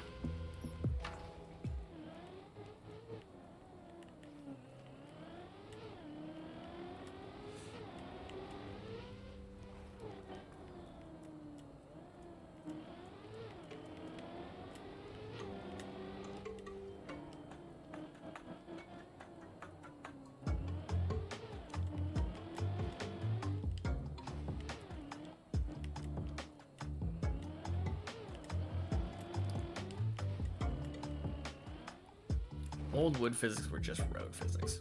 Okay.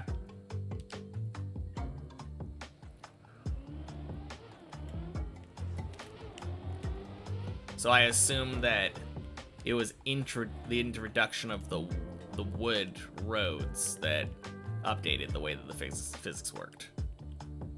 Since you were saying before there were no wood roads, it was just the supports.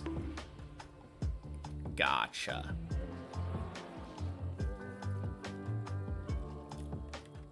I don't understand why they would change the way that the walls worked instead of just adding a new wood wall in addition to the normal platform wall.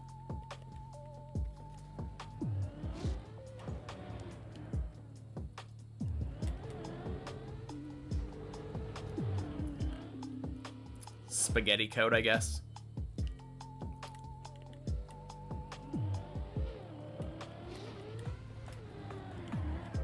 It would be a shame if we had to add a second texture to the walls. Worst thing is back then. No changing the old wood. Changing to old wood either. Okay. Yeah, that sounds awful. Were maps that were made on the old system still the old system? Because I feel like I remember changes with ice physics retroactively changing maps in random map challenge, and people being like, "Yeah, I can't do this because it was made on the old physics." I don't understand that at all. With that kind of thing, it reminds me of Mario Maker. Mario Maker also makes changes like that sometimes. Quack. The kind of changes that fundamentally change the systems. And anytime that happens, they just leave previously created levels on their own patch. Yeah, that's so dumb.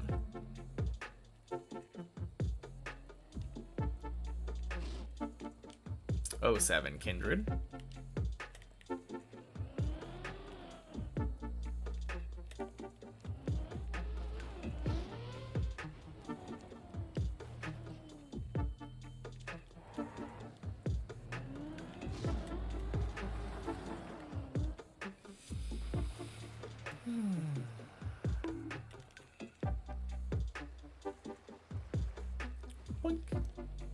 New wood now allowed you to just have free world records on any maps that used wood pre-patch. Except if it was only on the walls pre-patch, how would it let you get free world records? Because it enabled skips? No Man's Sky had some patches that changed terrain geometry. You load in and 50% of your base is clipping under the ground. Man. Was that early on, or was that one of the newer patches? Oh, God. Awful.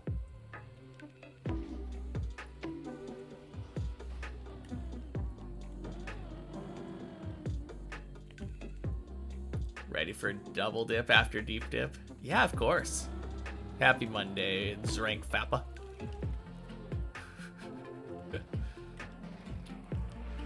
Just a sec while I beat deep dip 2 real quick. There are some maps that use these things called custom items. I guess that's true, isn't it? Like 4 patches ago. Okay, dang. Relatively recent. I assume they fixed that in a patch afterward. Or a hot fix or something, because that seems really dumb.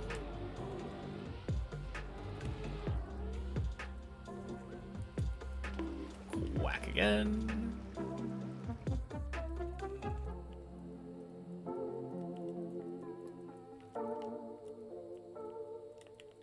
Like in a game about space exploration and base building, fundamentally breaking the base building seems like an undo button kind of thing.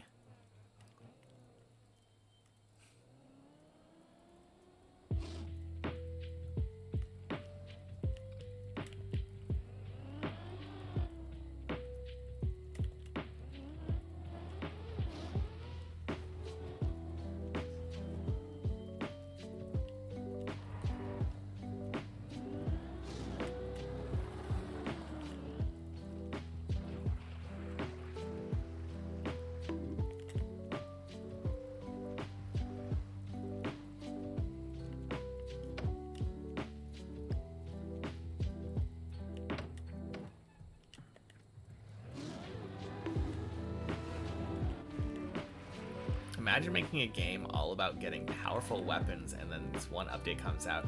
Oh, by the way, you can now get this endgame weapon halfway through the game.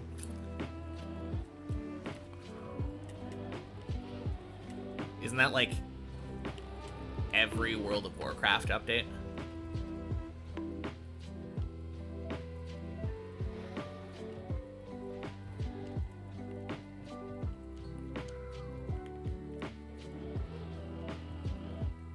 I haven't actually played that game, but from what I've heard from people, it feels like every single update is just, oh, by the way, all of the stuff that you've been getting is useless now, and you need to get new gear in the new stuff in the new expansion.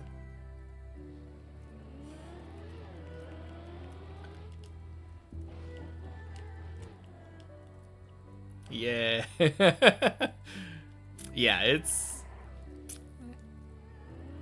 a design decision. I don't know, though. I don't know if I prefer it or the way that RuneScape works. Love having all your efforts wasted because new update. Yeah. Yeah, that's the thing. With RuneScape, if you put the effort into getting something, you have it forever and it will be useful. At least in old school.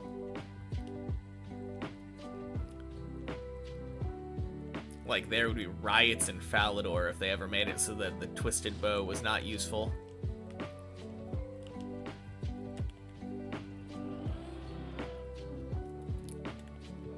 But yeah, the way that game has been going over the last several years has just been horizontal upgrades. Like, oh yeah, this item might be better in specific circumstances. The most recent thing was they introduced new Demon Bane weapons. So anytime they introduce a boss that's part demon, which is kind of frequently nowadays, it's like, oh yeah, this might be better here.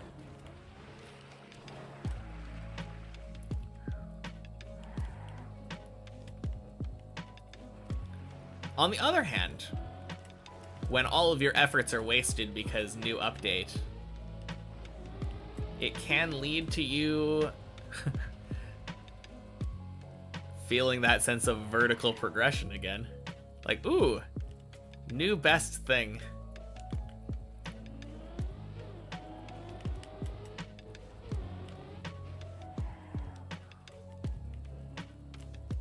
Nice ziggy zaggies.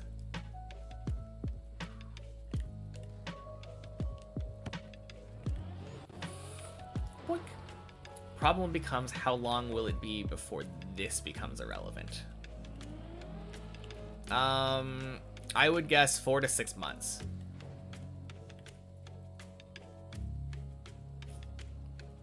I'm assuming that WoW usually has like 2 to 3 updates a year. Like major updates. Seems to be about right for MMO sphere.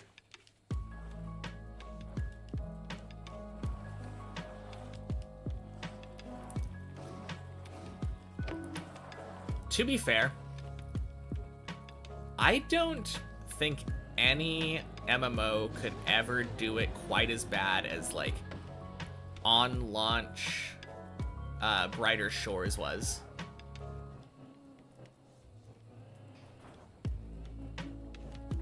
On launch Brighter Shores was like the worst that I think I've ever seen a combat system in an MMO. Literally like, oh yeah, you spent all this time getting this gear in the first area. It is absolutely useless in the second area. Grind it all up from scratch.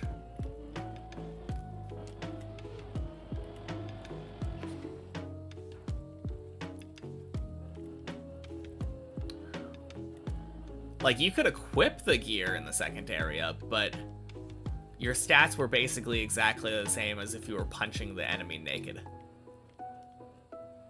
It would just be cosmetic. I'm almost certain they've changed it since then. Because it was a terrible system, but...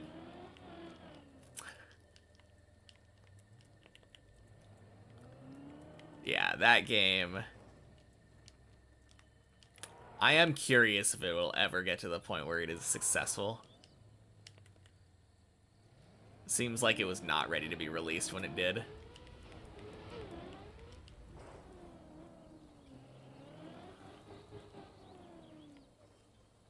Which is a shame.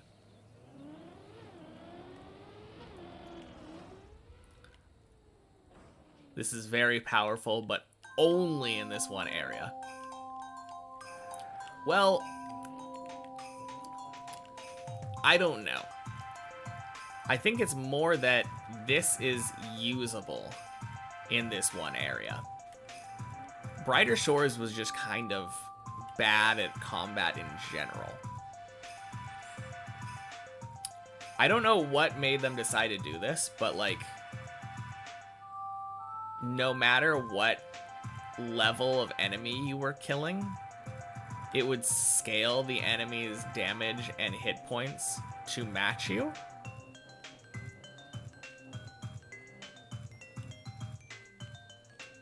It was a very weird system. If you've ever seen that game at all, it's really dumb. But basically, like, the progression in that game is reskinning the enemy with a different adjective before its name and changing its level.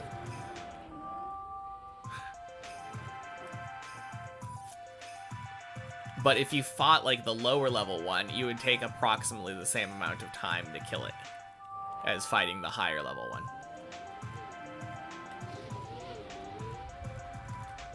Bleb. How's the run been today? This run has been alright. This is the first run that made it to 7 today. No, first run that made it to 8 today, sorry. Prior to this, my day's PB was failing zigzag and falling down to the floor gang. And this run has been to 9 3 times and 10 twice. Pipes are not doing me any favors today, though.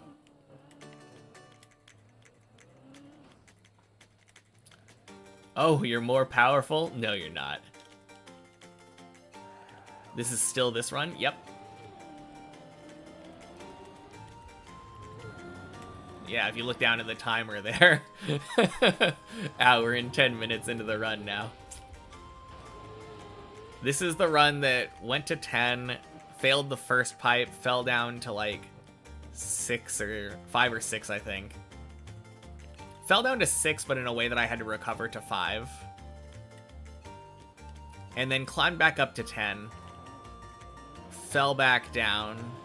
Climbed up to 9, fell back down, and now we're on 9 again.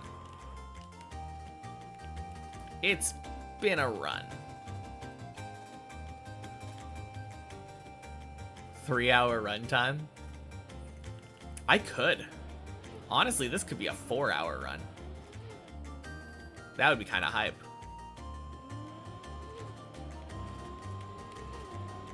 This could be a 4-hour and 20-minute run even.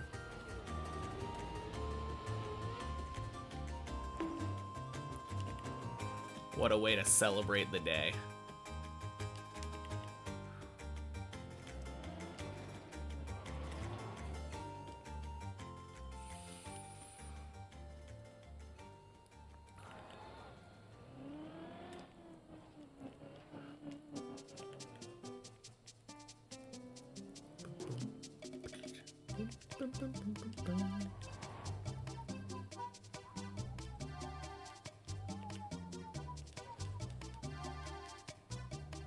Hey, Nylasso. Happy Monday. Boink.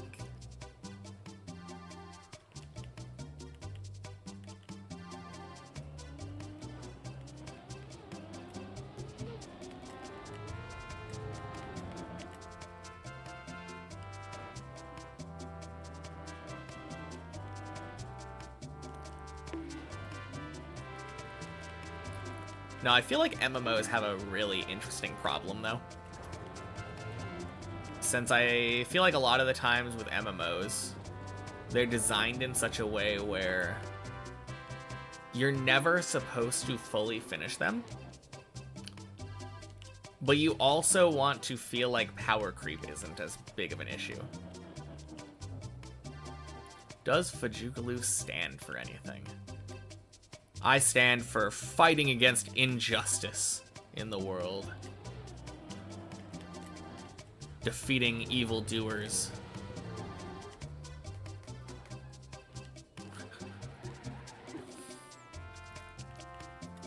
But to answer your question, because that's not what you meant. Nope. Just a word that I made up in 5th grade.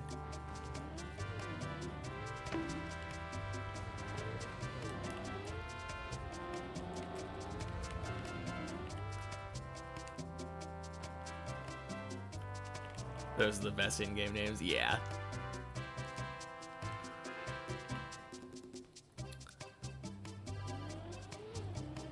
I guess as a follow-up to the question, the origin of the name is Google, meaning 1 followed by 100 zeros.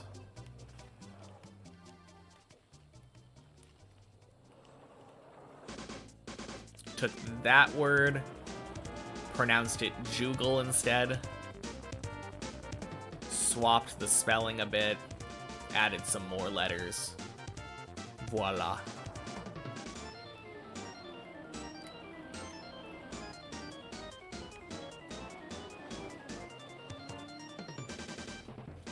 All right. Back on 10. No more questions. Think of a name for a really big number? Nope.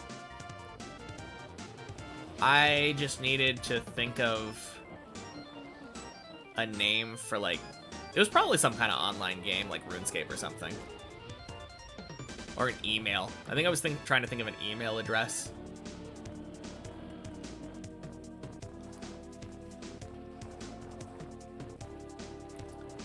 5 feathers gotten. Let's go.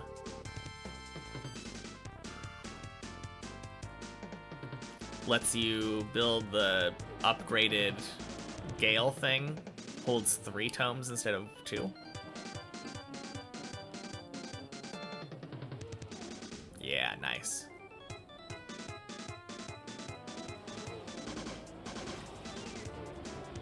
Hey, Days PB. Let's go.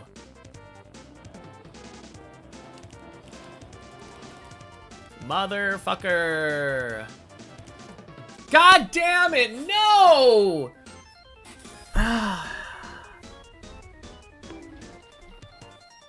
Okay.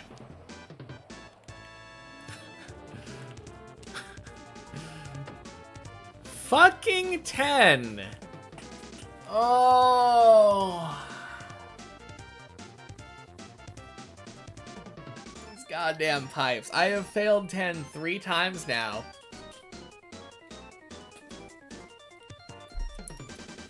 Failed 10 3 times now, and they were all on separate pipes.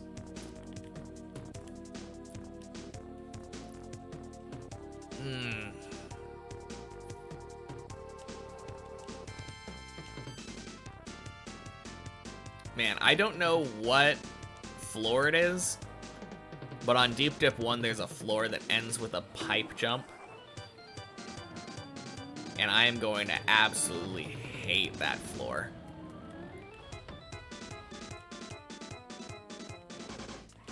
Fall to after zigzag's pretty decent. Yeah, for sure. Although I haven't really been having trouble with floor 7 anymore. But yeah, you're absolutely right.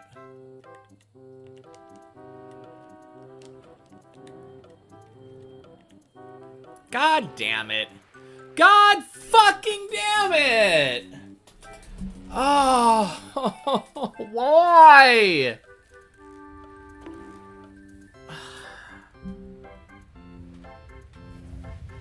I had to fucking say something.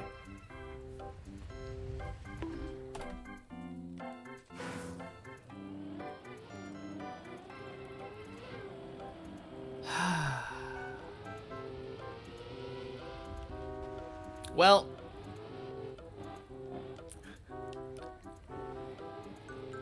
what can I say? It's to be expected when I say something stupid like, I haven't been having trouble with floor 7 anymore. Oh. Alright. Fucking 10. As long as when I finally get past those dumb pipes, I don't fail the 360.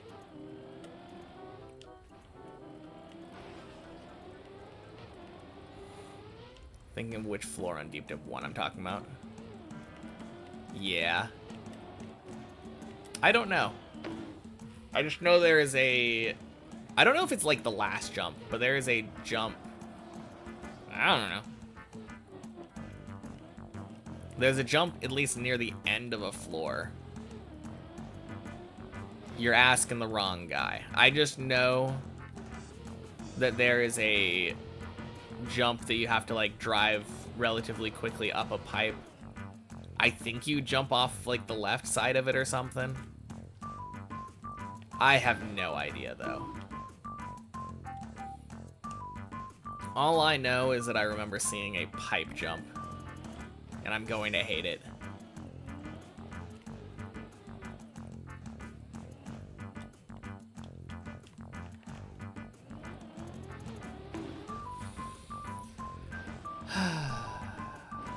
Vaguely recalling a pipe thing virtual failed that was late into the tower.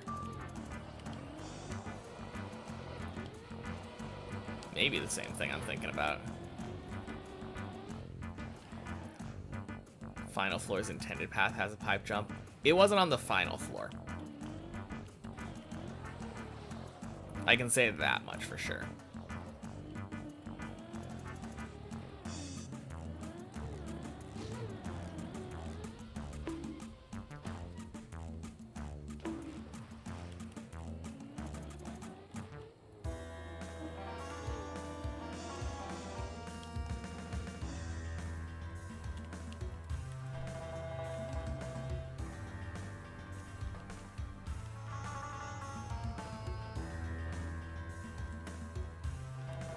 when I'm imagining it, I'm imagining a pipe that, like, goes up and then curves.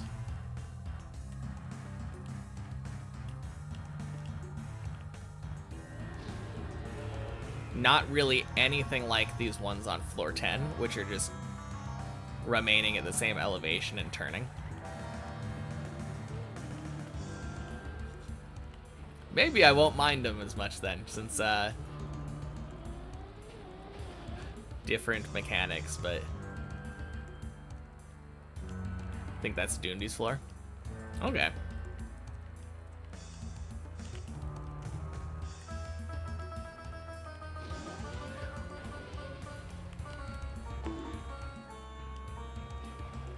Alright, in that case, I almost certainly feel like I'm liking Deep Dip 2 Doondy floor more.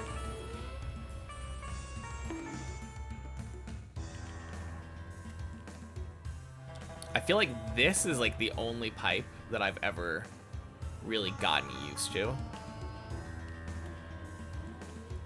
Funny thing is, it has the same mechanics as the other ones. It's just a straight pipe instead of a curved one. It's all about jumping from one side to the other. Quite a few pipes that turn at weird angles. Gross. People did Deep Dip 2 floor tier list after finishing. Maybe after Deep Dip 1 I can do a combo tier list. A combo tier list is in, like, looking at Doondy's floor on Deep Dip 1 and Deep Dip 2 and judging them with, like, an aggregate score. Need to drive off one pipe onto another. Damn. Well, that's gonna be interesting. A tier list of all floors across both maps. Oh, you just mean, like... Okay, you mean just comparing all of the floors. Yeah. Leave the jumps there, you don't really need speed for.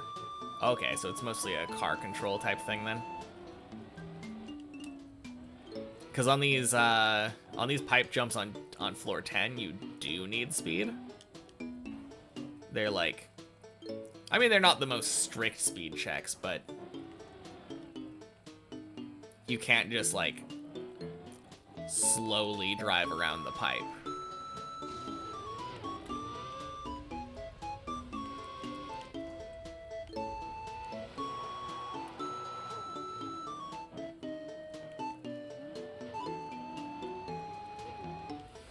I believe you can get the speed you need from just straight parts of the pipes. Okay. That's cool to know.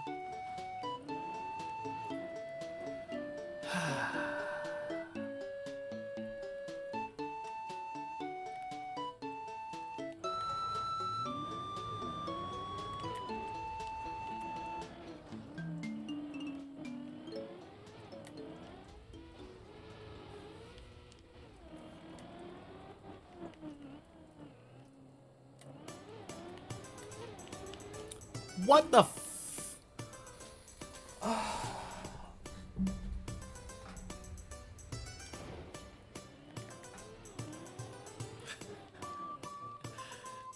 I don't know what's going on right now. Oh, man.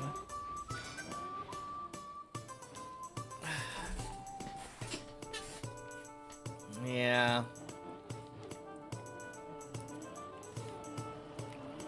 What are you witnessing today? Normal Deep Dip 2 gameplay.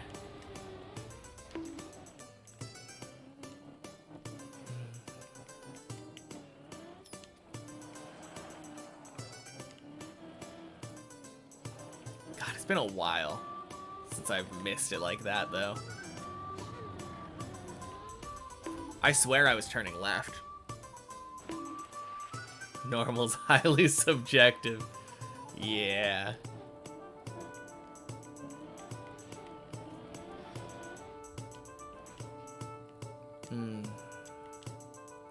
When I say normal, I mean perpendicular with the ground.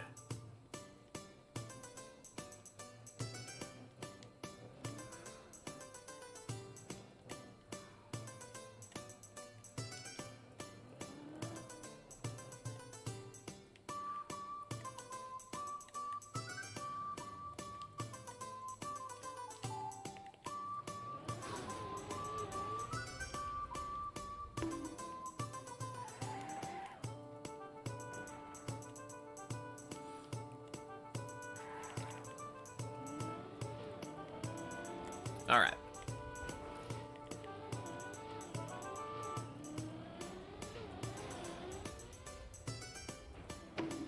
I think it's time for 11.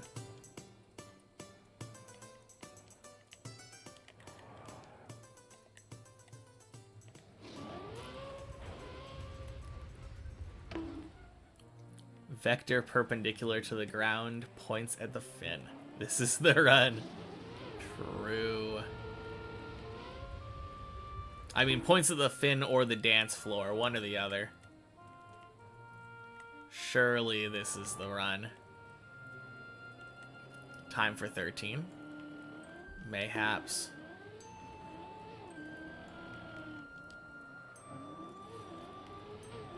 God, I really need to get back to 15. This is the first time, I think, that I've actually felt like almost a fluke. Most of the time when I get to a new floor, I get back, like, really quickly again. And then it's at least, like, twice in quick succession. It's been like a month and a half now. Although there's a little bit of discrepancy there since I haven't been playing as much.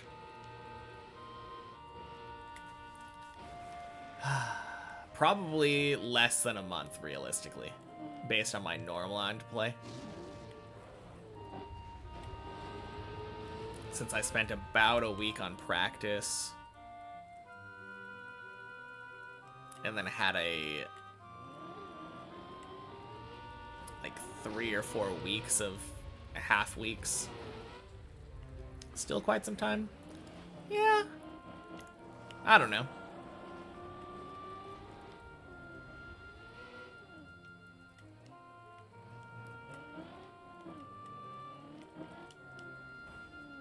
I guess I can check.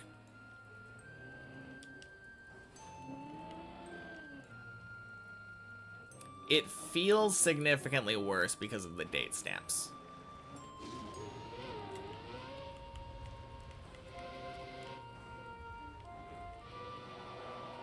All right, let me double check. So, obviously today is day 420. It's been about 20 days. Ish. Because I reached 15 on 394. 20 days, a little bit, like, basically a month. 4 weeks of 5 days.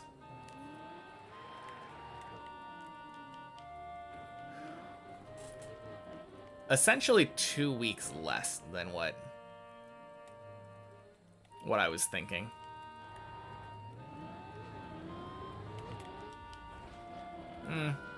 It's still quite a bit. Not making it back to your PB floor in a month kind of sucks.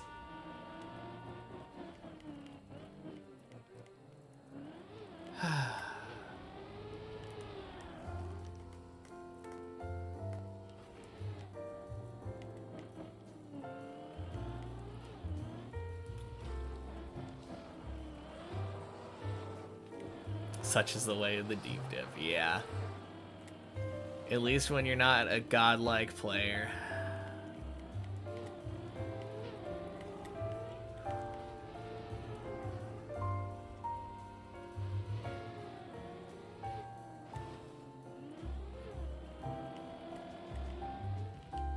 Good morning, Freckle. Happy Monday.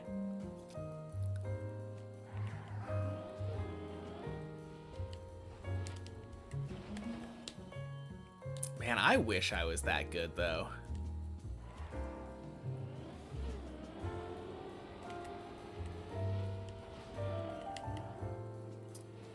Feels like all the other people that I watch stream that beat the map when they were at this PB, or like any PB, they would get back to it once a day or so.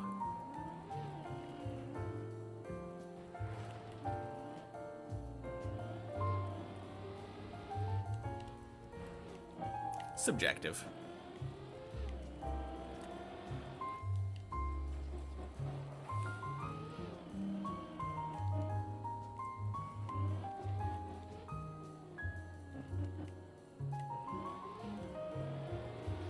I don't know. I've watched plenty of deep dippers on the public server struggle as much as I have.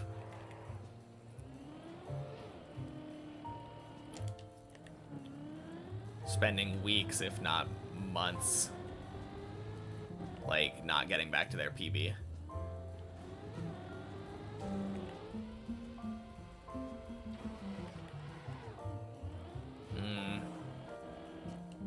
I don't know, though. PB floor, though.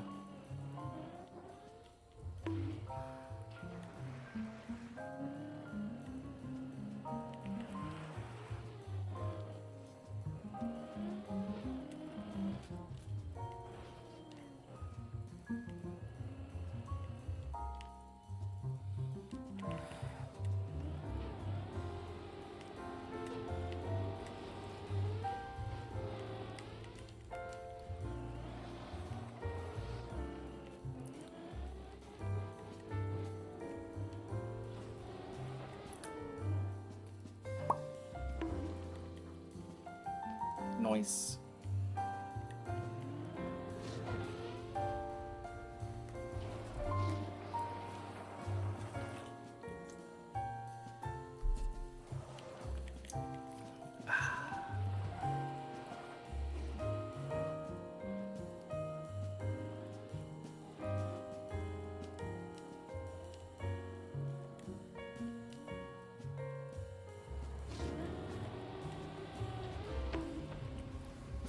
Boink.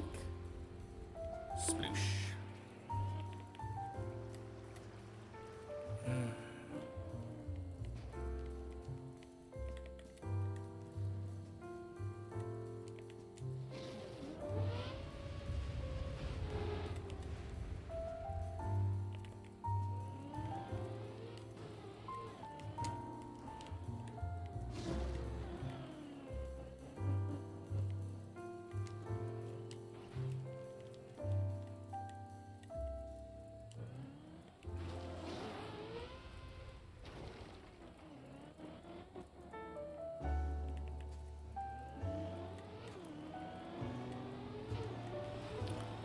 Oh my god. Pool? No, I fucking turtle? Oh my god.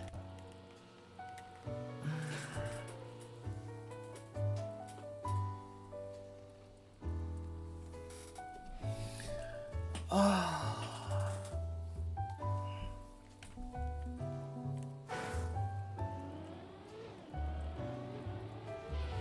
Man.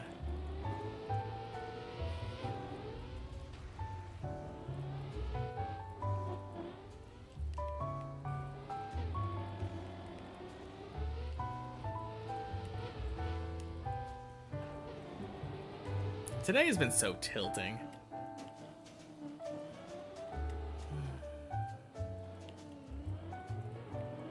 Just such dumb fails today.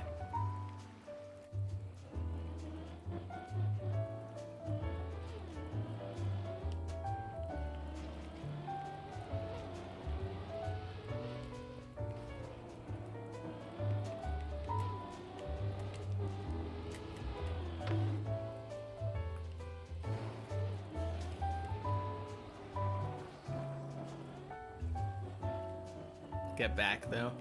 I would hope so. My day's PB isn't very high, so I would hope I get back there today.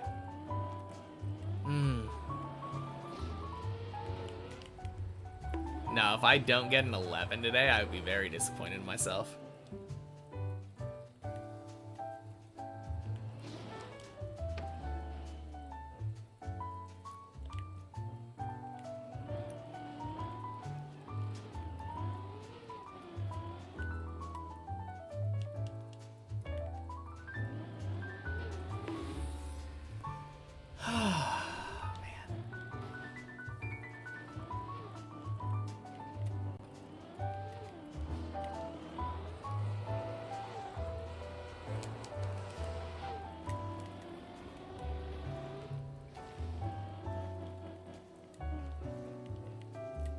It is fun, though, that I can basically autopilot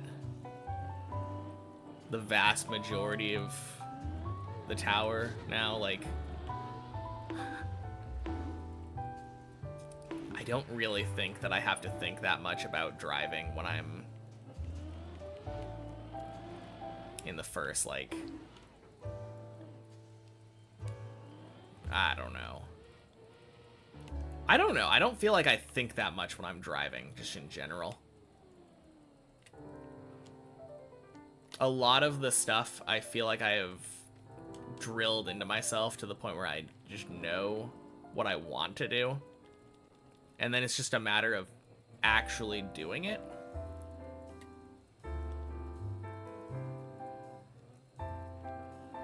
Zone out, arrive at floor 10 without any recollection of getting there. Exactly. No, that's legitimately something I could probably do at this point.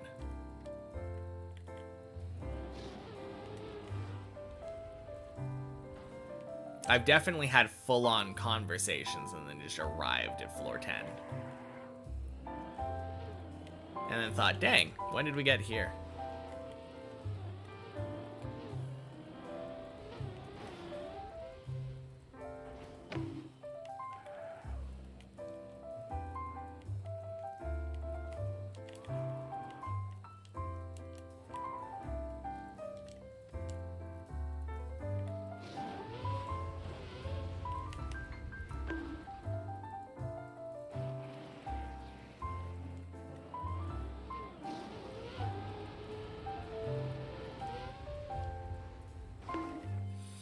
No, I think the main problem... I need to sleep earlier.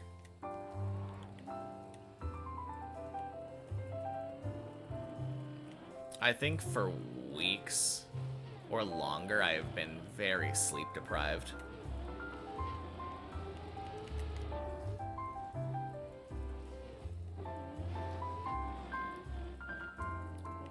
Yeah, that's everyone's problem. Yeah. I don't know, I've noticed that when I get a good night's sleep the night before, I tend to drive significantly better. Back to commuting to work now. Also same regarding sleep. I mean, I'm not working, but I drive...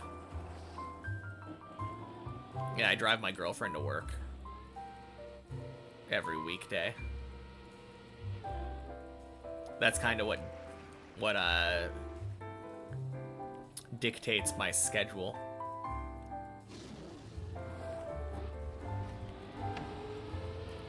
Oh, commuting to 10. Is that where my work is? Starts at 10? Basically. No idea why your fingers typed probably instead of problem. Mental autocorrect. Happy Monday, Wooderick.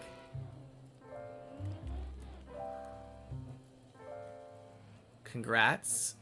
Got here just in time for the run that will eventually be my day's PB.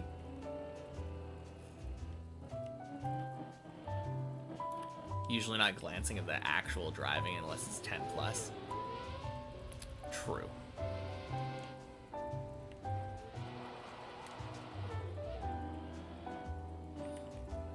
It was kind of crazy, though. No special stream for 420. No.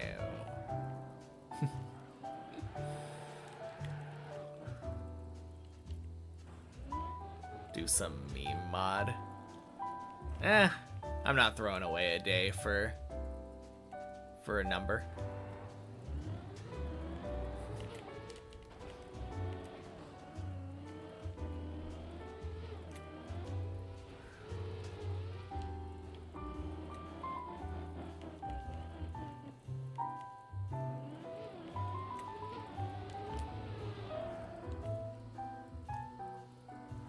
Every day on Deep Dip 2 is special. Exactly.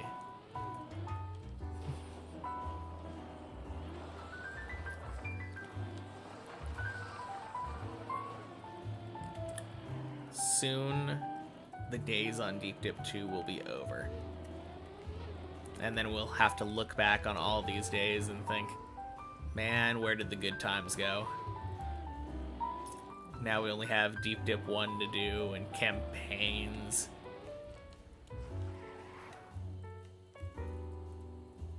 Have I ever heard of the hats mod? Don't think so.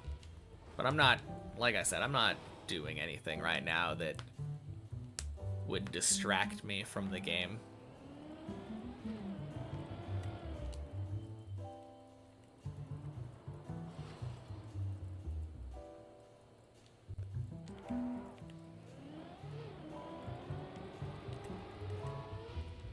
Green skid marks.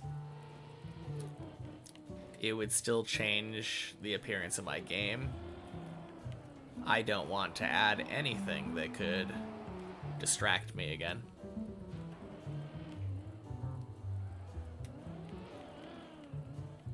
I would notice that. And I would find myself looking at it more than I should.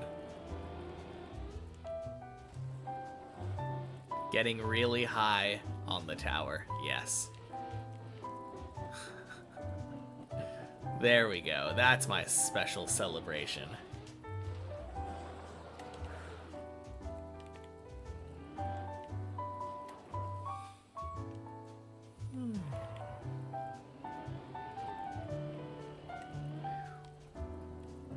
Should be a stream title.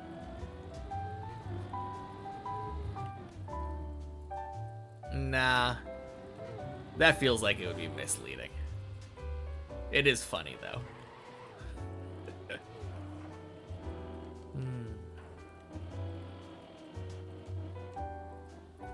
Boink.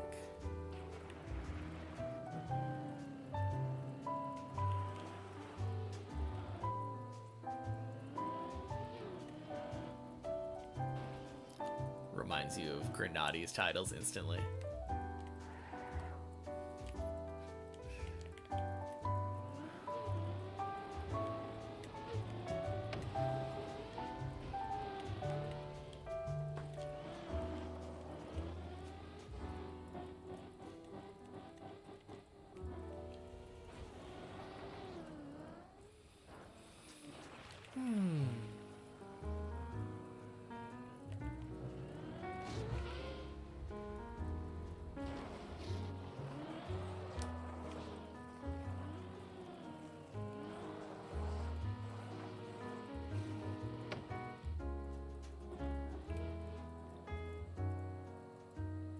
How's the climb going, by the way?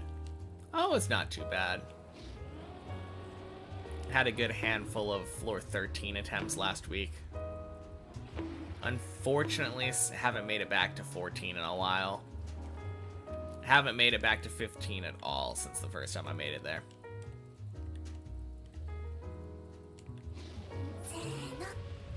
So yeah, not too bad. Thank you for the follow, Jewel. Happy Monday.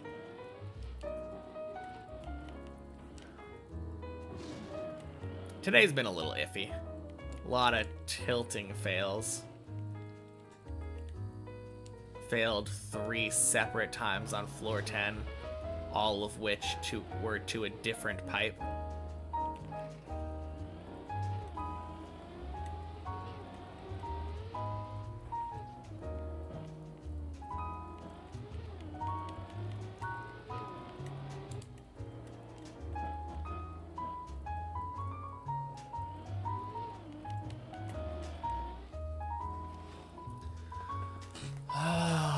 God damn it.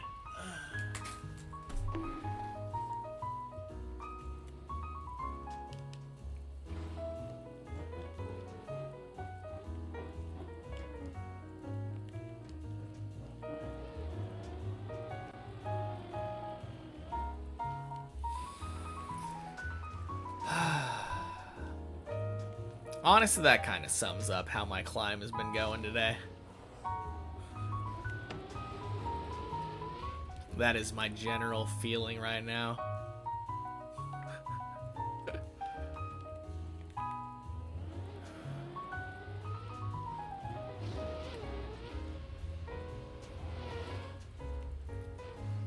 Do Do I ever play other maps?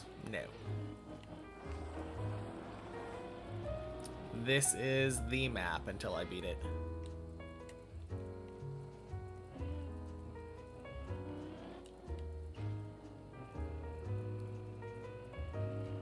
Occasionally we take breaks from this map to play this map with checkpoints, though. Once a week on Fridays. Never hit the finish line on the checkpoint maps, though.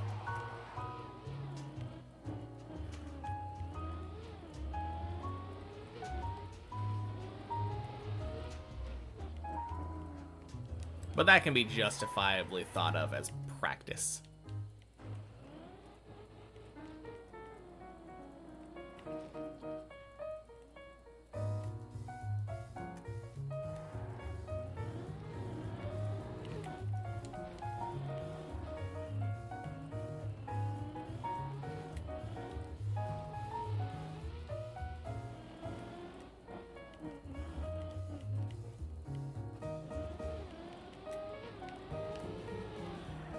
Nice.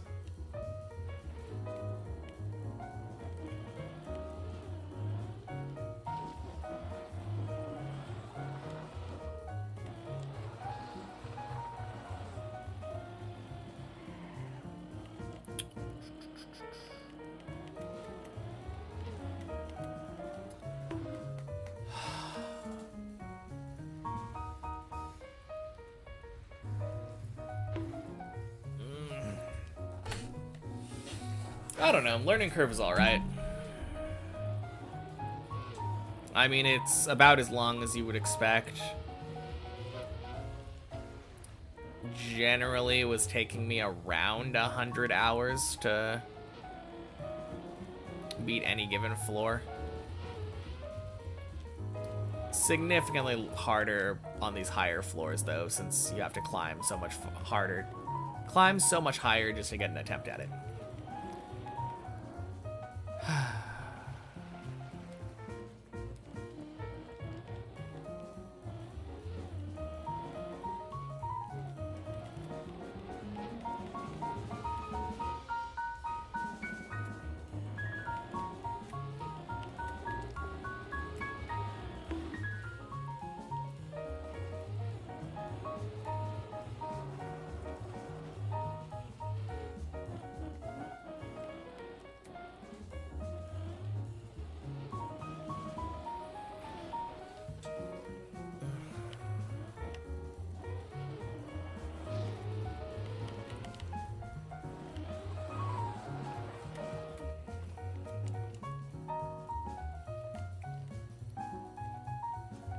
No, surprisingly though, I feel like the learning curve's not that bad. At the very beginning, I was very inexperienced. But as I improved, like eventually, I got to the point where I'm good enough to quickly learn a floor. Improvement at some point begins to be hard to notice because of that. You feel like, nah. Incorrect. It's very easy to notice the improvement day by day. A lot of it is in, like, my level of confidence.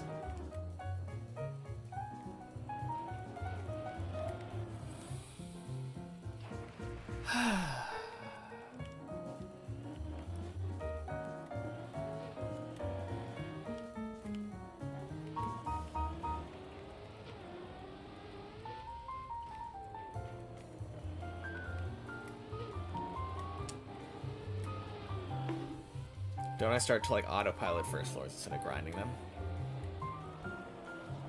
Basically. What does that have to do with anything?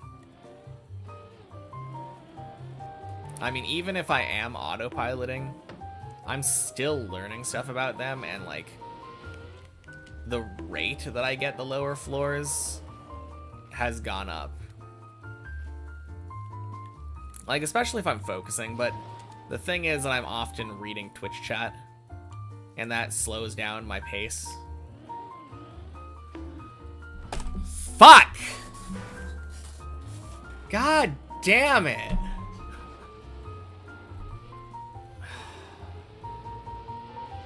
Yeah.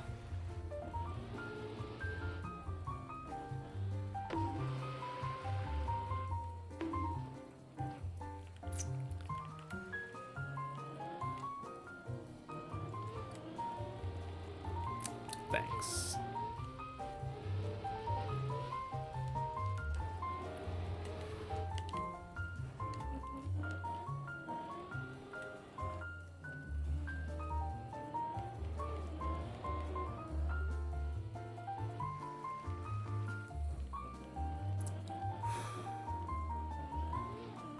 Man, today has been a bit dumb, though. Just filled with really dumb mistakes.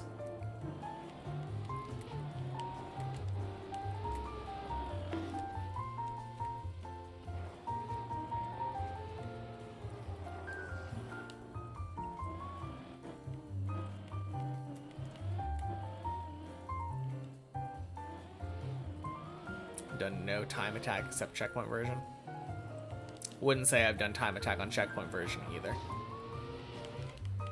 I don't finish the map, so I don't cross the finish line and get a time. And I keep track of like how quickly I get to the final checkpoint on many checkpoints. But even then, like, I guess the point is trying to go as fast as possible. Kraustikuria. Happy Monday.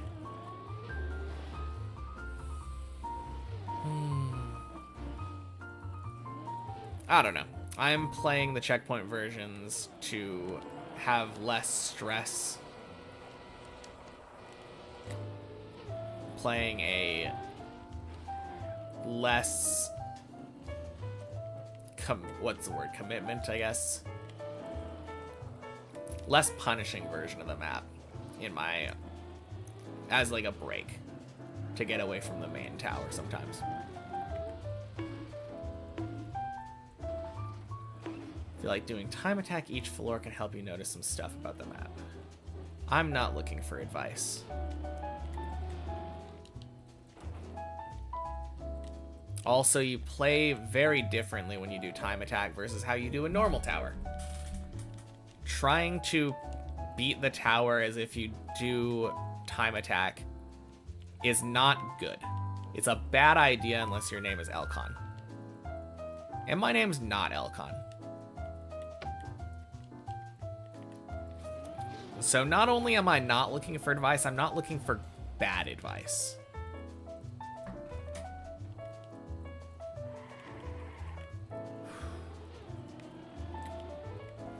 Anyway, happy Monday, Zane. How's the map treating me? Pretty poorly today, honestly. Started off with like one attempt that went to 10 like 3 times. But it failed it in 3 different spots, all on different pipes. And then I got tilted from then on out, and I haven't been past like 4 since then. That's not true. I've been to 6, I think. No, I went to 7 at some point. I went to 7. And I failed the jump into the banana. And I think that, like, super tilted me.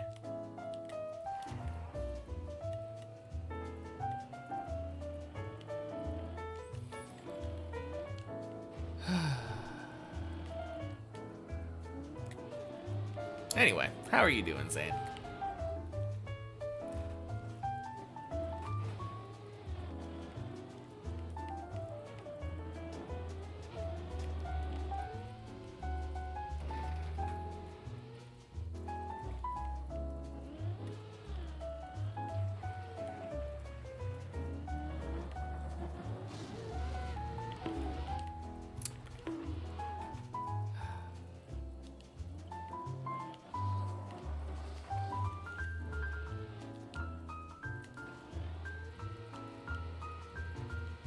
Sam is playing double dip, got to floor 10 on deep dip 2. to 8 and got the worst fail on the upside down thing. Ooh, rip. Does Sammy have the... No, I know it. I know what you're talking about. Does Sammy have the record then? Because last time I checked, Have had floor 9 record. Got plastic bounced at the end. Like, he released too early and car dropped down and hit the plastic platform. That seems so unlucky.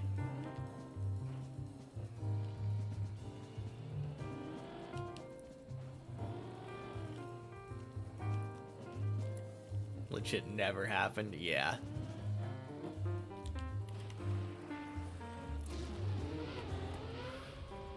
No, that's really strange. I know some people earlier were talking about 90-degree rotations or something. And for some reason, plastic physics being different if you change the way that the map is oriented. It probably isn't anything to do with that, but very strange thing. I've also never had it happen.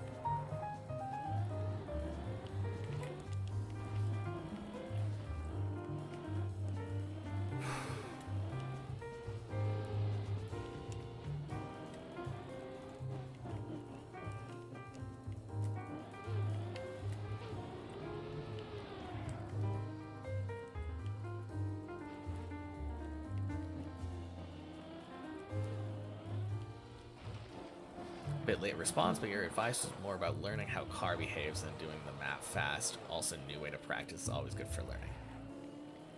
I know how the car behaves. And again, doesn't really matter what your advice was for. I don't need it. And I'm not asking for it. Giving unsolicited advice as a Twitch viewer is not generally a good idea. Unless you like being snapped at. I try to be patient, but I'm clearly tilted right now. Not the time to be giving unsolicited advice. Really never the time, but especially right now, not the time. More contemplating the learning curve. Fair enough. It definitely sounded like advice. Let the man climb. Yeah.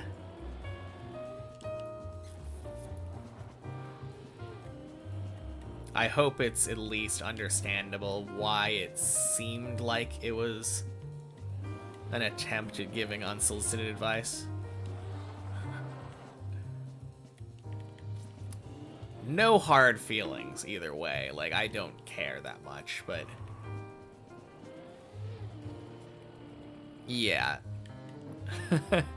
Everything on this map is amplified when I'm on tilt. If I am tilted, doing stuff that would normally be mildly annoying becomes regularly annoying.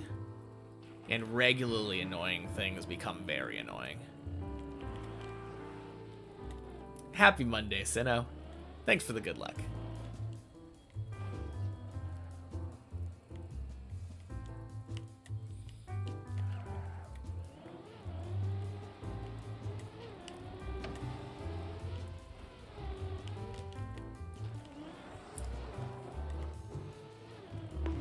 Oh, yeah.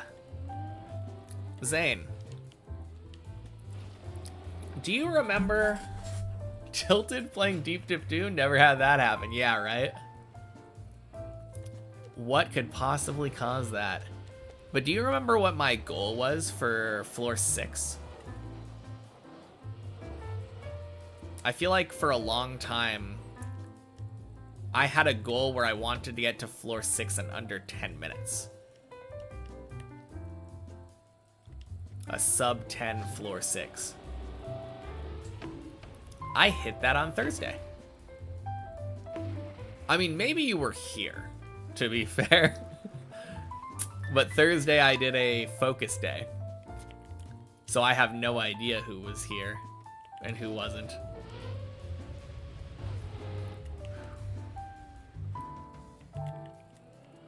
But that was kind of cool.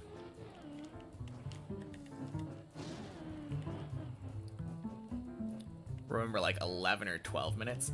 Yeah, my average is, it tends to be around 10:30 to 11. But I got a 9:58 on Thursday. And on that same run, I believe, maybe it was the same run, I was averaging like 10:02 on Thursday to floor 6. But one of those runs, I ended up getting a 25-minute floor 11.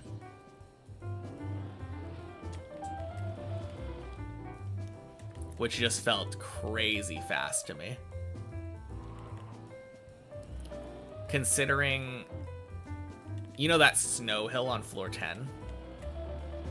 I used to get there on average around 30 minutes.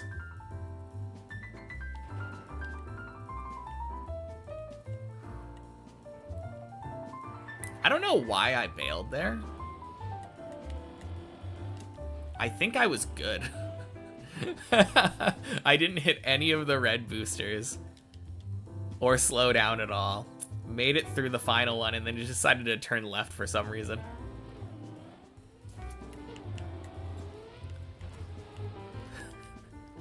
Well, beautiful hole. All's well that ends well.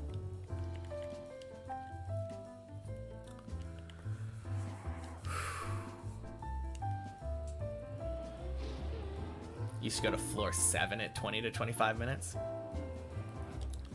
Yeah, I think nowadays, if I don't make any mistakes, my floor 7 is usually around 13.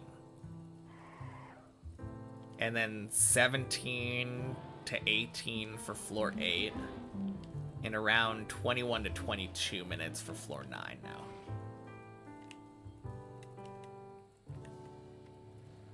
But yeah, I think 25 minutes is not uncommon anymore for me to get to floor 10.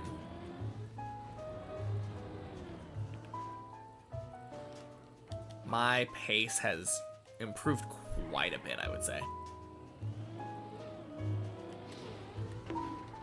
God damn it.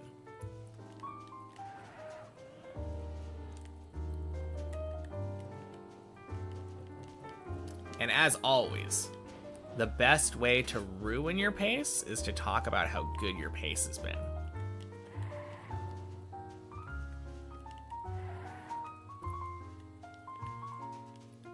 Now, I'm mostly the only one on the tower nowadays. It depends on the day. There are certainly days like this where I'm the only one. If I had to guess, I would say most people are probably doing double dip right now. If they are playing tower maps at all. But no, there are definitely days where there are like 6 or 7 of us climbing. I think I had one of those just last week. Or a couple of those last week.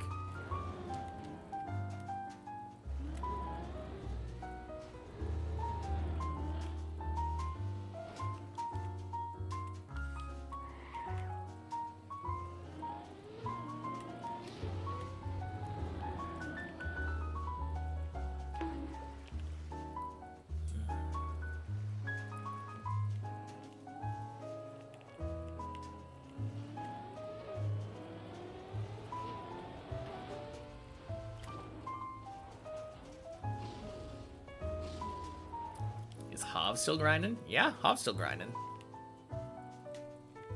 Hav is probably the other person who is here the most.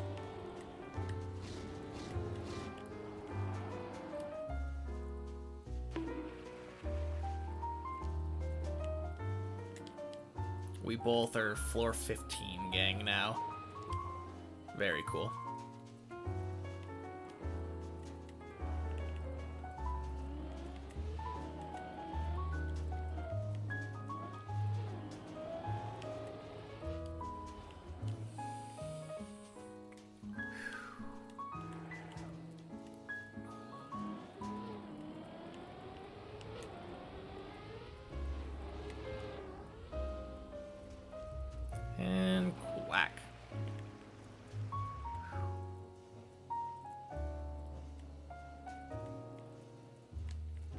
Happy Monday, Nazadon.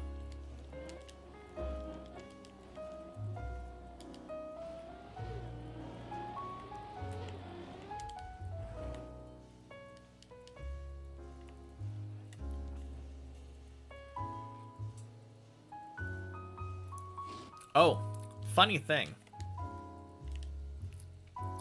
You know how I was always in the zigzag harder than loop camp?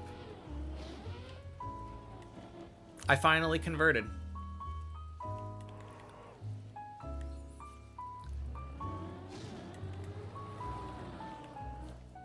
Thank you, thank you. Boink.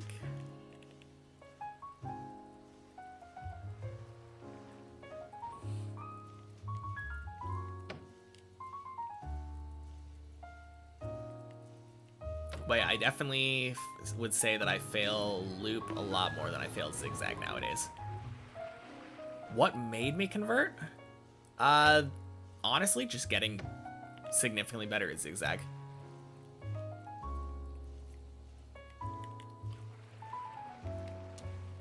I don't think either of them is that difficult. Like, once you know where to aim, but... Nice. Close enough. Actually, you know what changed it? Nowadays, I have half of my car on the green. And that gives me a teeny tiny bit more speed. And that changed everything. Fuck! God damn it!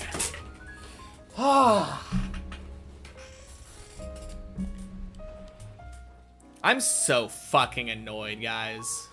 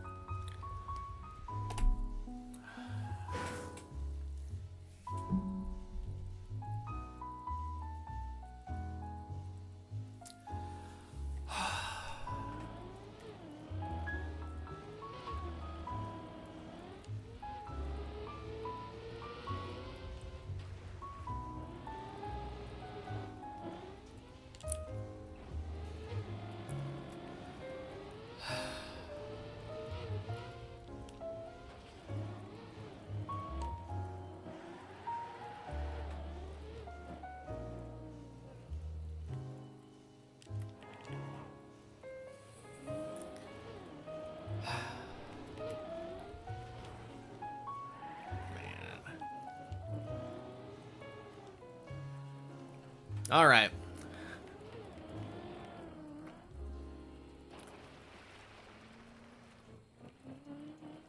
I think I'm gonna call it early today. Well, probably. This could always be a 2-hour run, but honestly, I think sleep deprivation is making me impatient. All right. Fuck that. I'm not calling it on that one.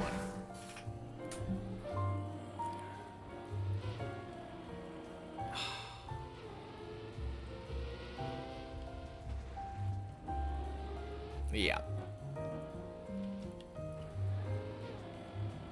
I don't know. It's sleep deprivation combined with just the most bullshit fails. And poorly timed fails.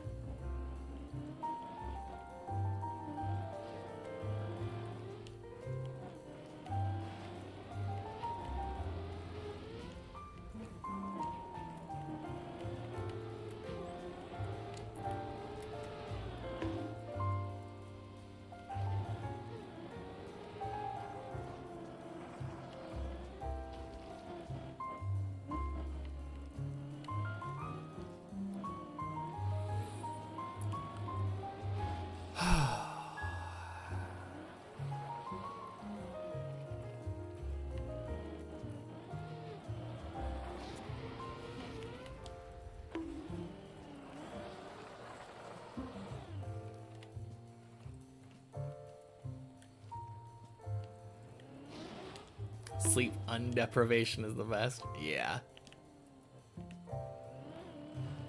Hopefully I'll be able to get better sleep for next stream, which will be on Wednesday. I am taking tomorrow off. Got business to attend to.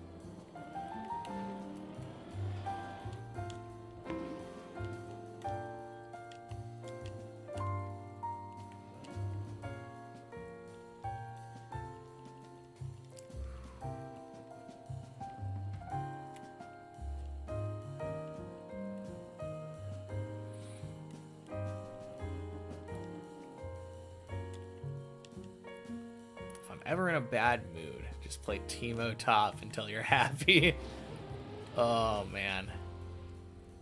You know the problem with that? The problem with that is that sometimes you can lose as Teemo top.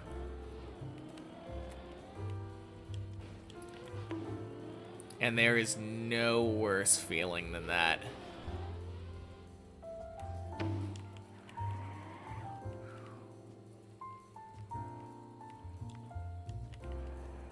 Teemo top makes you irrationally angry. Or is it rationally angry? I think your anger is rational. If it's being played well. If it's being played well, it feels like there's almost nothing you can do.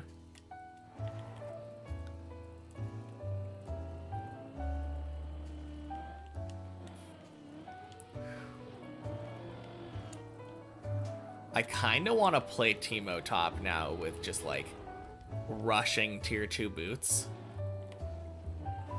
That sounds so annoying.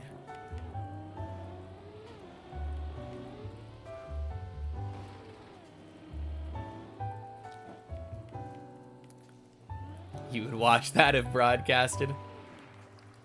Me playing Teemo top and just poking the crap out of somebody.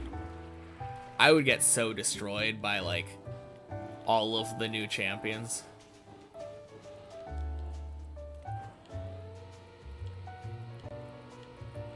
Teemo top, speed boots, and ignite. Good luck for the enemy. So true. That's honestly the most annoying thing, right? They try to engage, you just blind them, run away. Kite away with some autos. Now they're half health and they didn't do anything to you.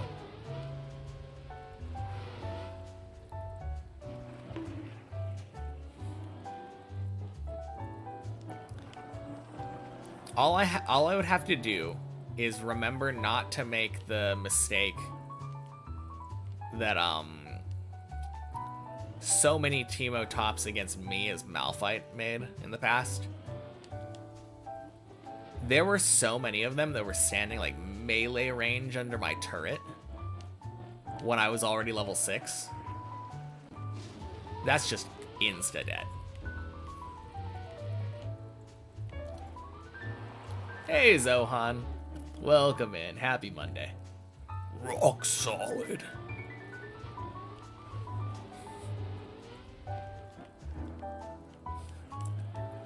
You mostly played Tryndamere and Jax top. Have yet to win against a Teemo. Yeah, I mean, two very auto-focused champs. Jax can win. I think technically Tryndamere can win too, but like, you're in for a bad time. Haven't played since season 4, you'd be beyond screwed. Honestly, the biggest problem probably isn't even the new champions, it's the items. I feel like the items have been reworked so many times that, like, I doubt I would know what to do. You want to last hit the cannon? Try doing that while blinded. Yeah, right?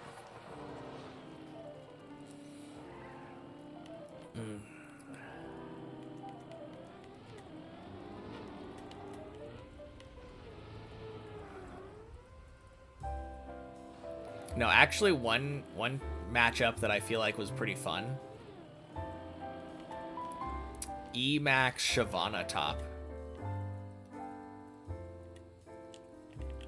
I would play that into Teemo.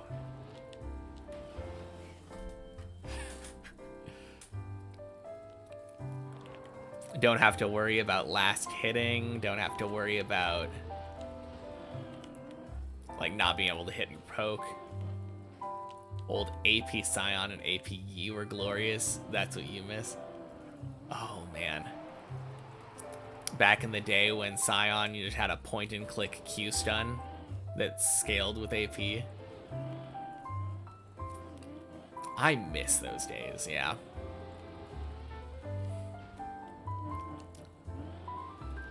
Shyvana's shown up a few times in pro play last season.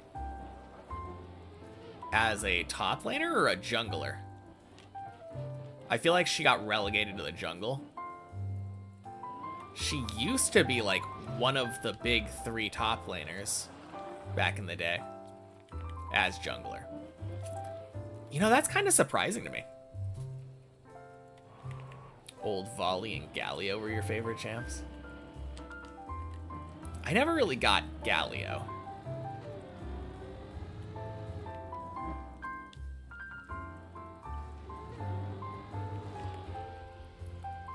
Volibear doesn't feel that different anymore. It feels like the rework kind of tried to keep him similar-ish.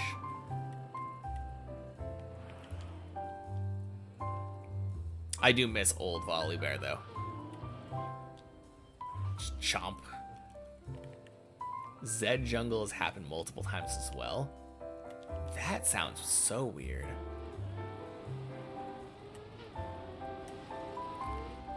Is it just like jungle items make more champions viable now? Or is it just a niche pick? Oof. Galio, you remember, has the AoE taunt ult? Yeah.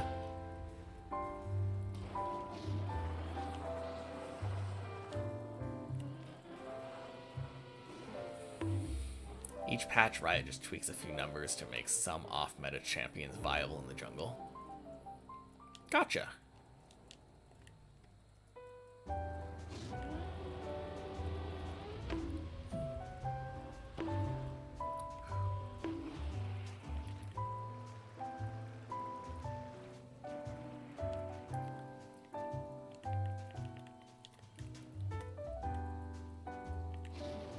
Now, I remember a while back, there was like a really dumb strat or something where I feel like when pro players are using solo queue strats, that's when Pro League is at the weakest. I just remember at some point there were like jungle master Yis with like a Lulu mid lane. And Yi would just gobble up everything.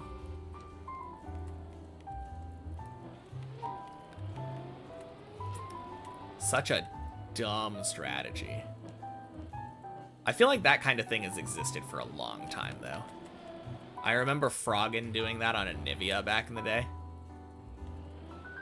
Or Karthus.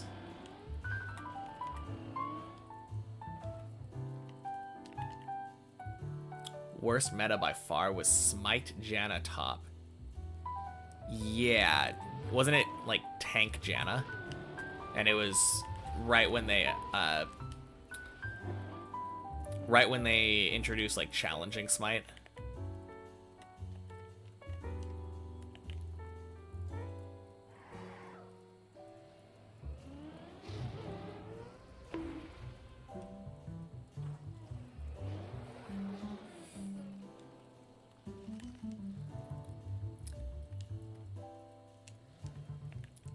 I don't know, though. I feel like there might... Like, maybe that's the worst, but... I also remember Tank Fizz being super oppressive in the top lane. Before challenging Smite, idea was that Janna invaded enemy jungle to smite their red buff. That does sound very familiar. But also just sounds like the most cheesy thing. I can't imagine it working in pro play, even though I'm sure it did.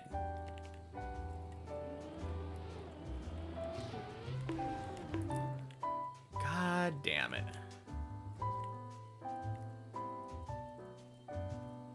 Stay level 1 for like 7 minutes because the other top lane got ahead hard.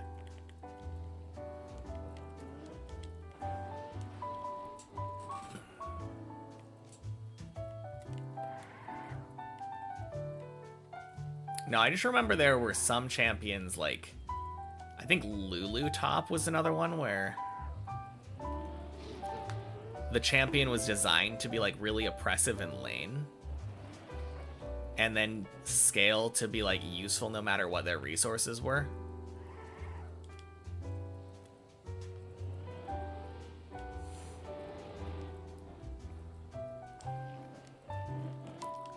You enjoyed the gimmicky, weird, awkward champions. Felt like they were going through and fixing all of those to standardize them, and that's when you started to lose interest. Yeah, stuff like APE. You were... I can imagine you being a Phoenix form Volibear player, too.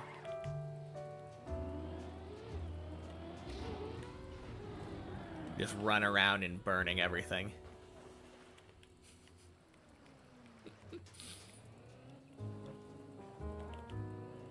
Did I say Volibear? I think I meant Udyr. I think I said Volibear because we were talking about him earlier. That would be kind of sick, though, Volibear having a Phoenix form. There's probably a Flaming Bear skin. Every champion has a generic fire skin.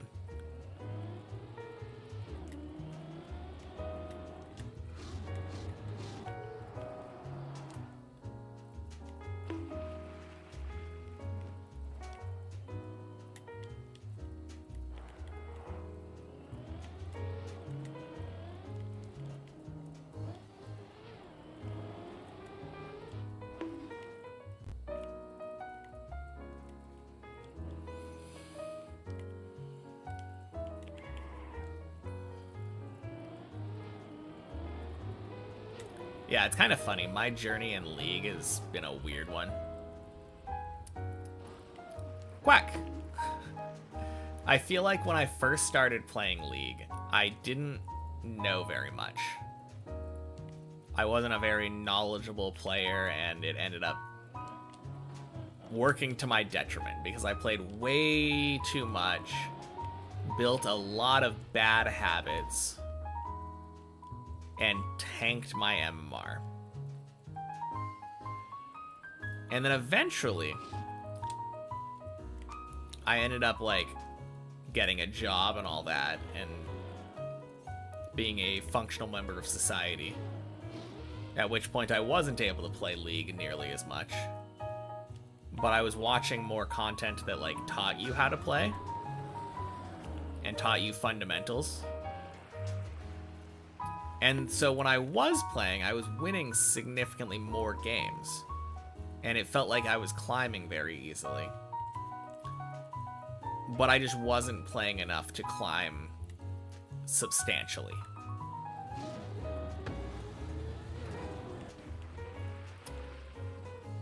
I could always find one or the other, but never both. Having a job and playing League do not go together. Yeah, not if you want to do like 12-hour League of Legends days. No siree. Ugh, that's bad. Yep, that's bad. Okay, good. Only played Udyr a few times, actually. Enjoyed Gangplank and Vlad also. Wasn't very good, granted. Your peak was barely into plat. Better than me. I think my peak was like gold. I was silver like the entire time that I was playing. A lot though. The funny thing is gold was like my peak when I stopped playing a lot. When I was climbing because I just knew the game better. Quack.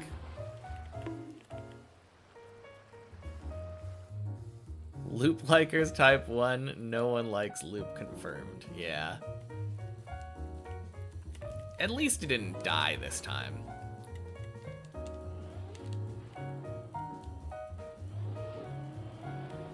I had a couple of them today that just died.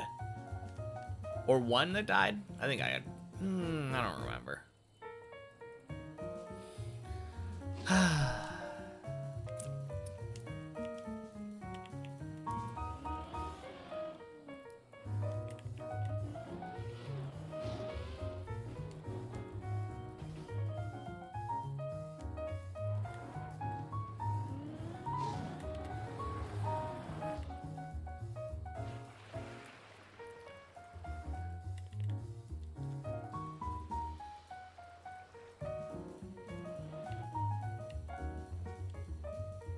No, loop is rough.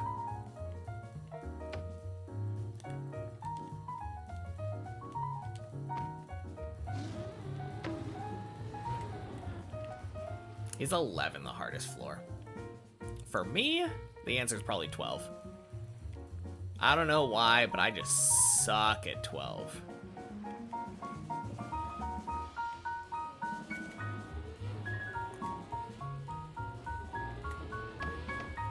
Couldn't really tell you. God damn it!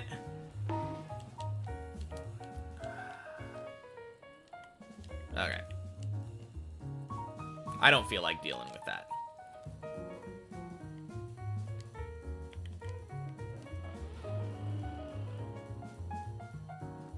AP Scion was your main though, had like 200 plus ranked games on him. You were devastated when he got changed. Oof.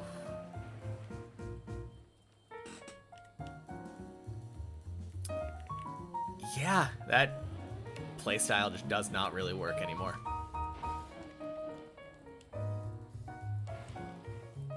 Instead, they turned Scion into Singed 2.0.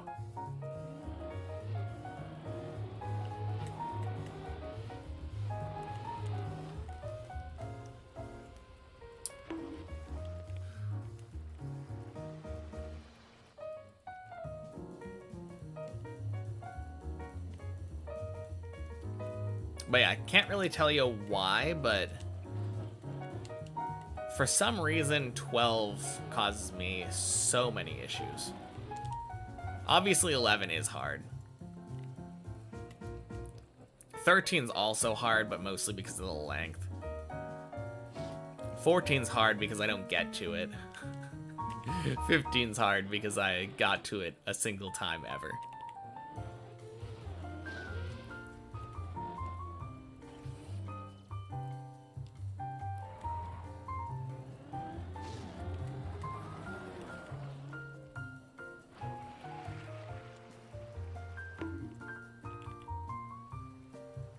Eleven's definitely among the hardest, though.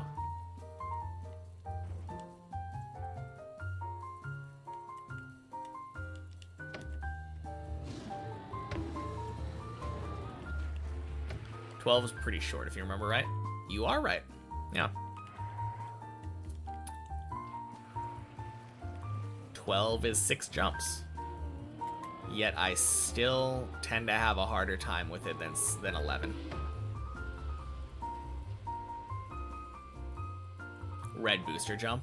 Yeah, that's... You're talking about the one where you drive onto the yellow booster, jump to the red booster, and then do the loop. Screw that jump.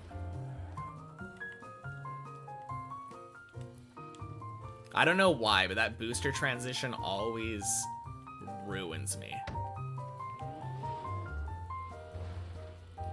Chain Loisier. Happy Monday. Hello, you will go to sleep, but before, just a small comment to wish me a good climb. Thank you. Appreciate it.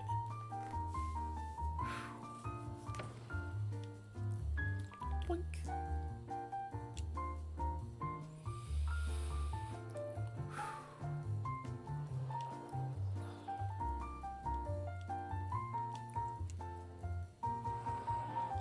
But yeah, nowadays 11 is mostly boiled down to like, I don't know, 2 to 4 jumps.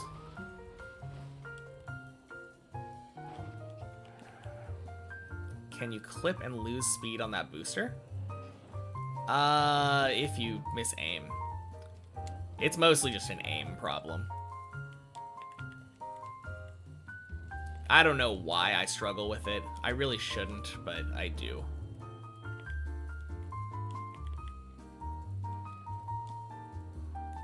If you find out that you're failing the jump on the yellow boosters, can you even bail that jump?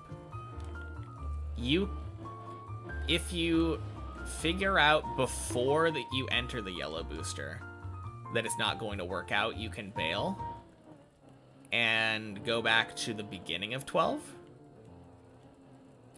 Like literally the first jump, I think. Anywhere else, your best bet is like jumping to the end of 11, I think. If you can even bail it at all, but you're probably flying off a cliff. That jump is very volatile if you fail it.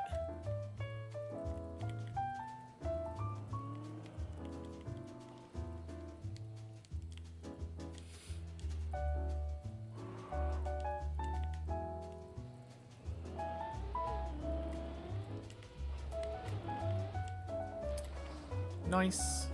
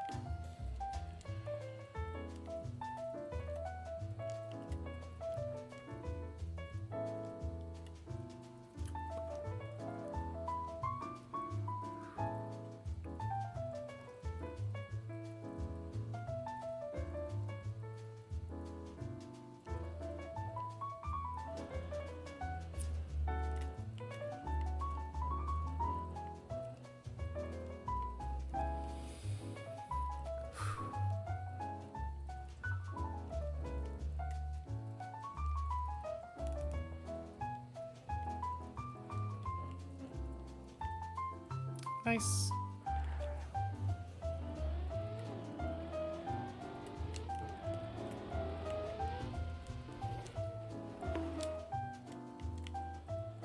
Gross.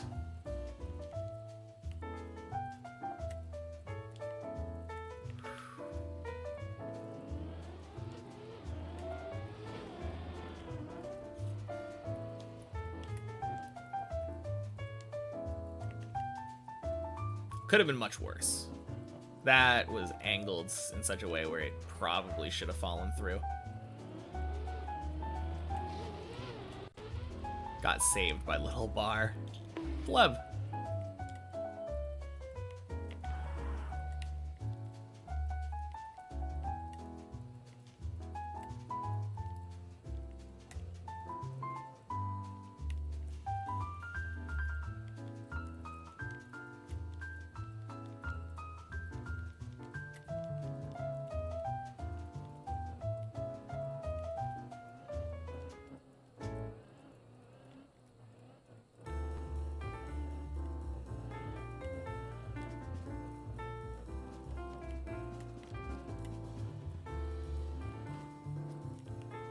Nice.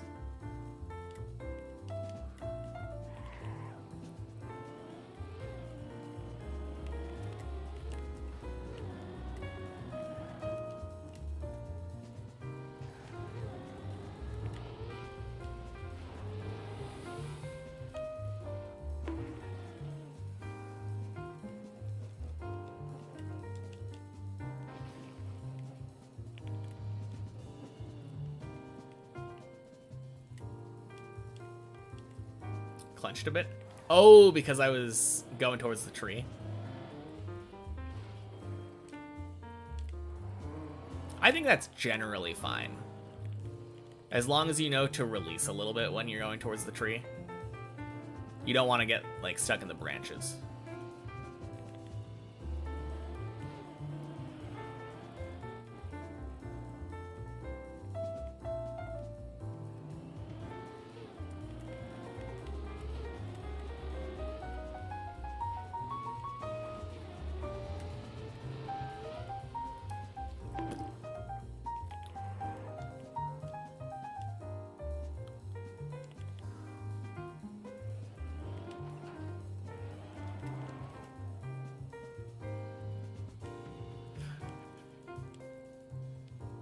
Oh man. I saw the khaki map from this season where you have to like get your car stuck in a tree and then a moving block like launches your car up and then you have to do it again. I feel like that's kind of a common thing in these khaki maps where it's like, okay, do this crazy trick. Oh, you did it once? Okay, now do it again. Or maybe do it a third time.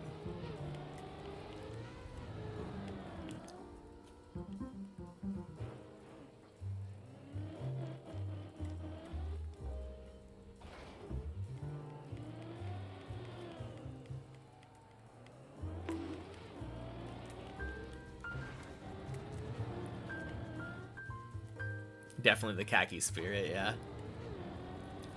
I don't know how much I like that.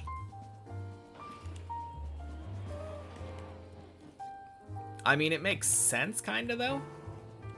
So that it is more skill-based instead of just lucky.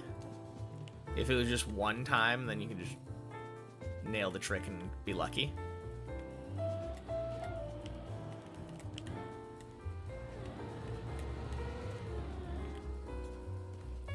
Are you fucking kidding me? Okay.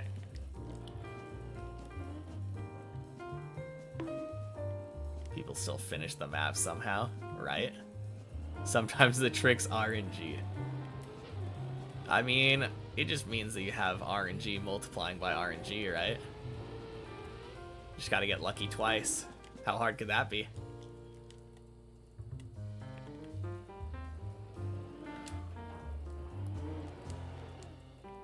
Do the loop from 7, but 5 times in a row. I mean, that actually wouldn't be that bad. I think that would be fine. Especially since every time that I ever jump into the replay editor and try to do it 5 times in a row, I nail it first try.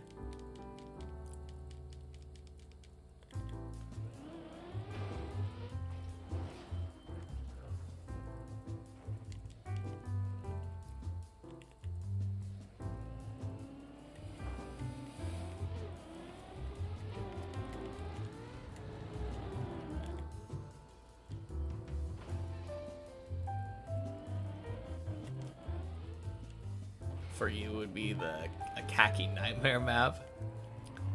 Floor 7 loop 5 times in a row. I guess I could see that.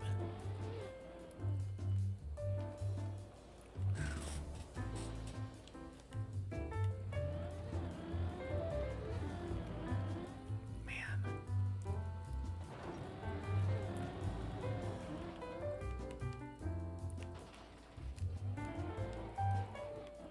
5 loops, 5 ice slides.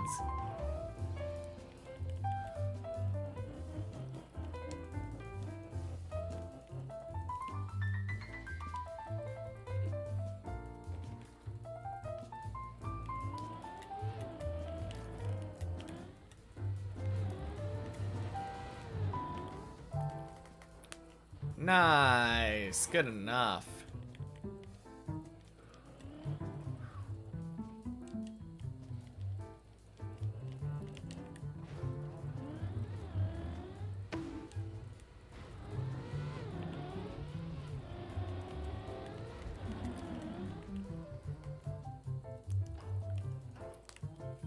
Nice.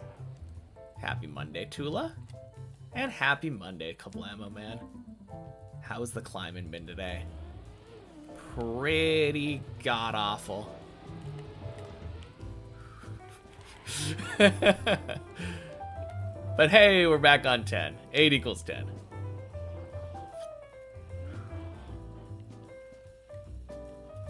Alright, all I ask, if I die on 10 here, let it be to the Ice 360. I don't even care that it's the most punishing thing and feels bad. Just don't be the pipes again.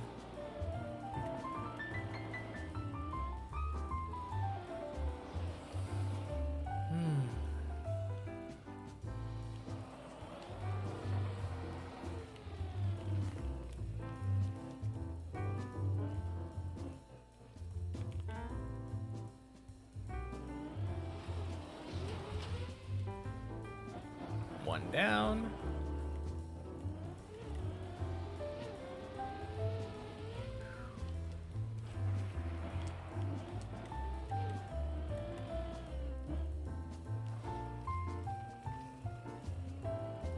All this talk about League kind of made you want to reinstall it, but you will refrain. Good.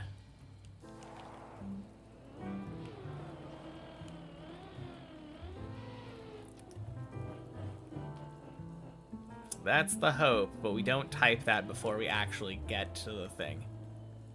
It's never predictive, it is descriptive.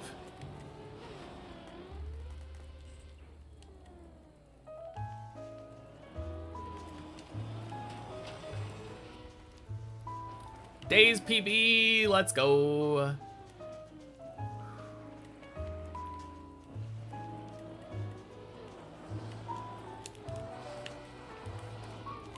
Clean.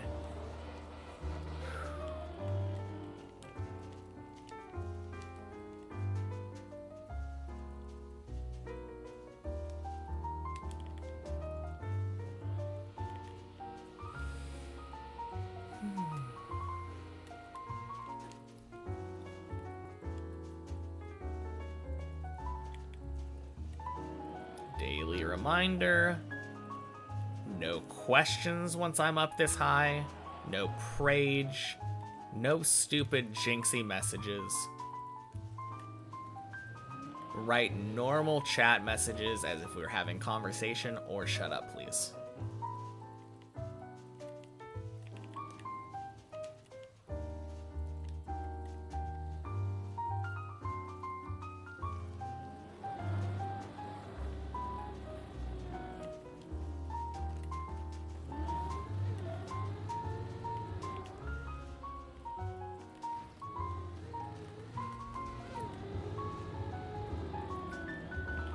Jeez, that was so close.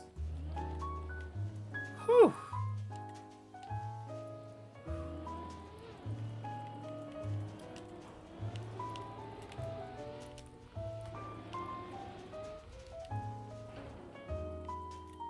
Clean.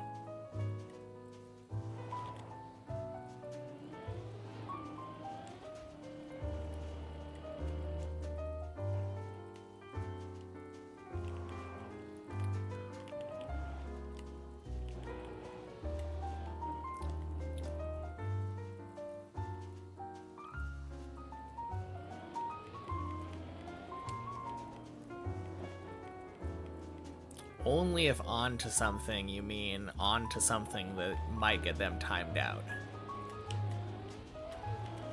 That is a very risky message to type.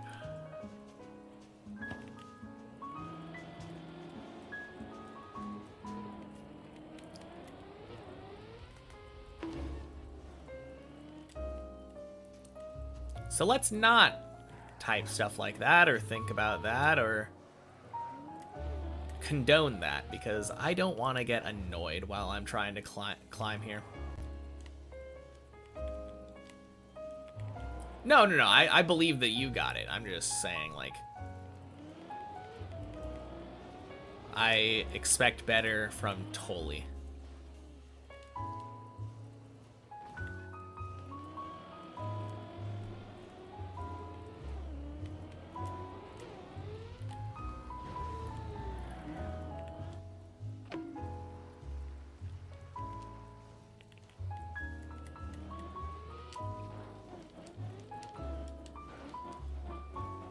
Never seen that recovery before. Ooh, the one that jumps from that quarter pipe thing back to the loop. Or the circle. Yeah. Very nice recovery. I think Gunna showed it to me.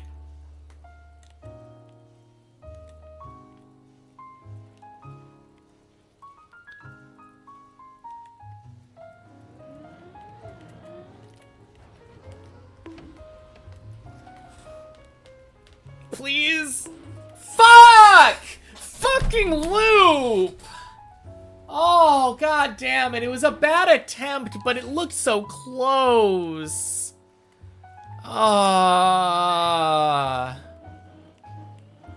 Why?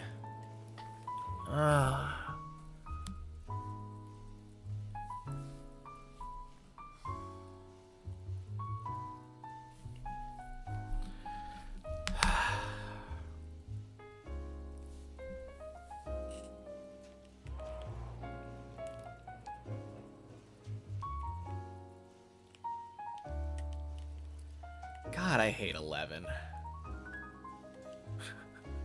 I love 11. It's like my favorite floor to drive, but it's so fucking tilting sometimes. Like,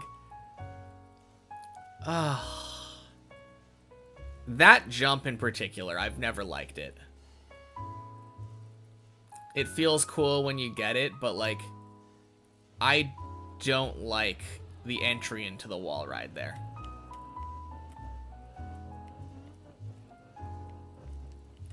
Like, I know the problem I just had. I jumped in too early. Or too late, I mean. I think if you jump in that late, you're a lot more prone to getting those weird... I had a very bouncy landing. But then if you jump in too early, you literally slam into the wall. And it's equally... No, not equally bad. It's worse. It's not worse. You can recover it to, like, floor 10 if you faceplant there. Sometimes. Although sometimes it just goes to the fucking hole, so... Ugh. I don't know.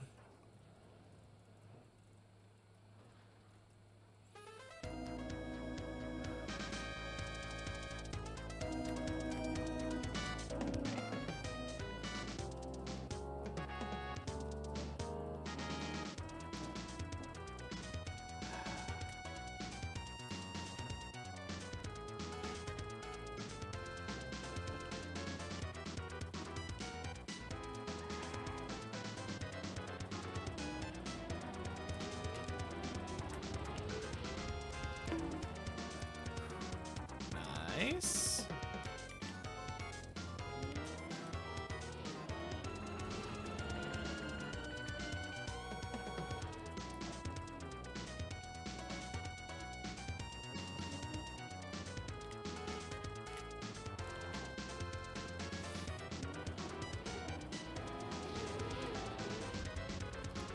Blub.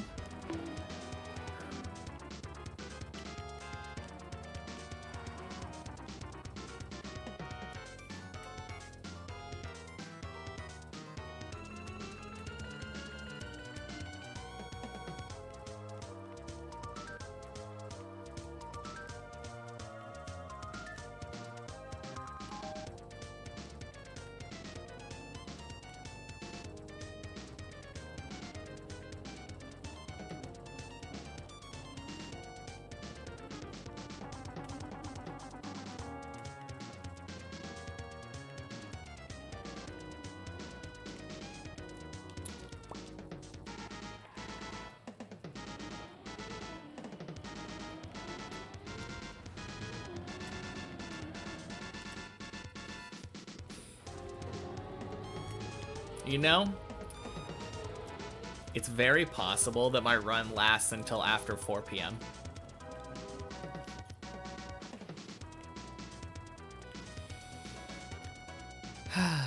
In which case it would have been my last run anyway.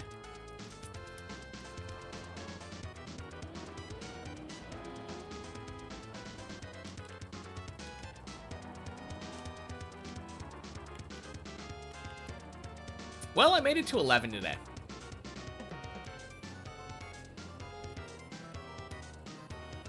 I'm always disappointed if I don't make it to 11 during a stream.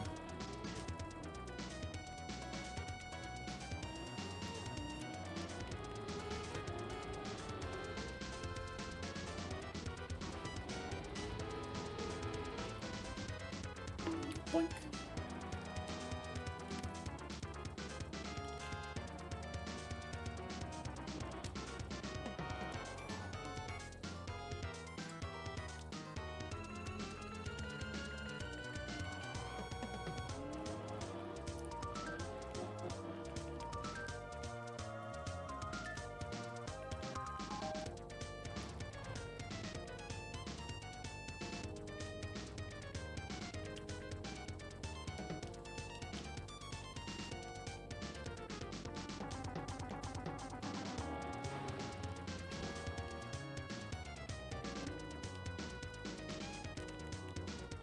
Nice.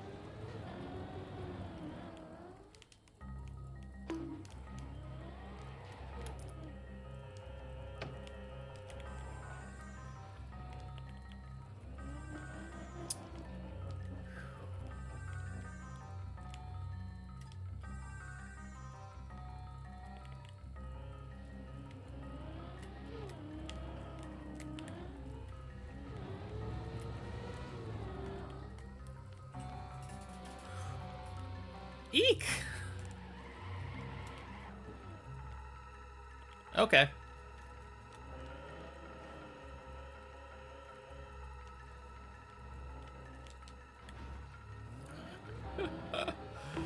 Oh, man.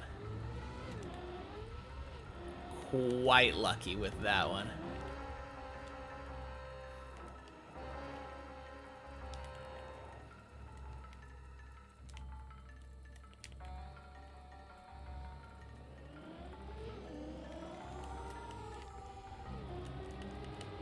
Although, I will say, I think it was kind of a dumb attempt. I wasn't super happy with the entry. It was a little bit on the low side, which is why it only ended up with like 230 speed.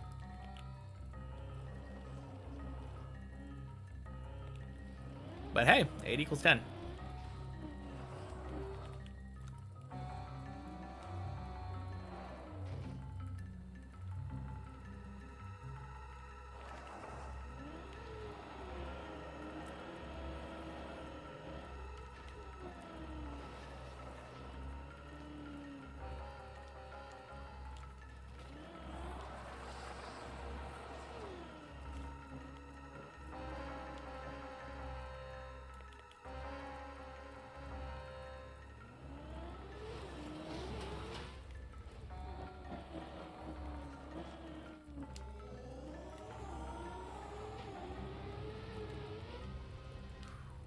Nice.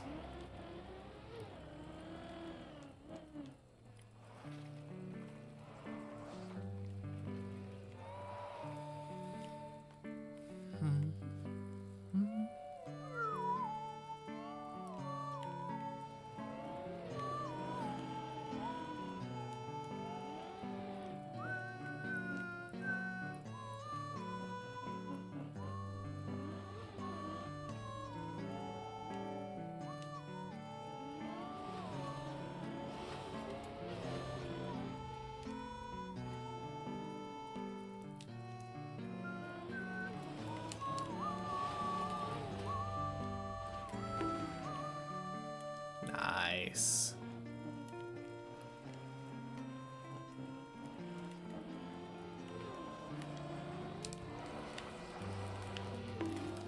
Fuck! Ah.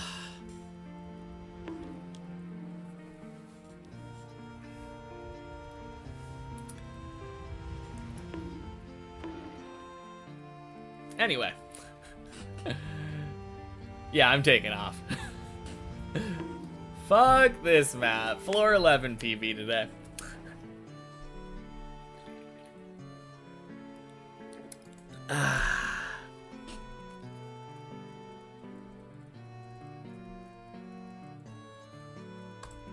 Alright.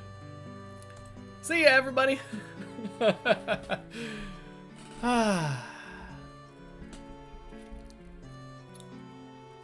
Honestly, such a relief not climbing anymore. Ugh. I will be back on Wednesday. Alright, peace everybody.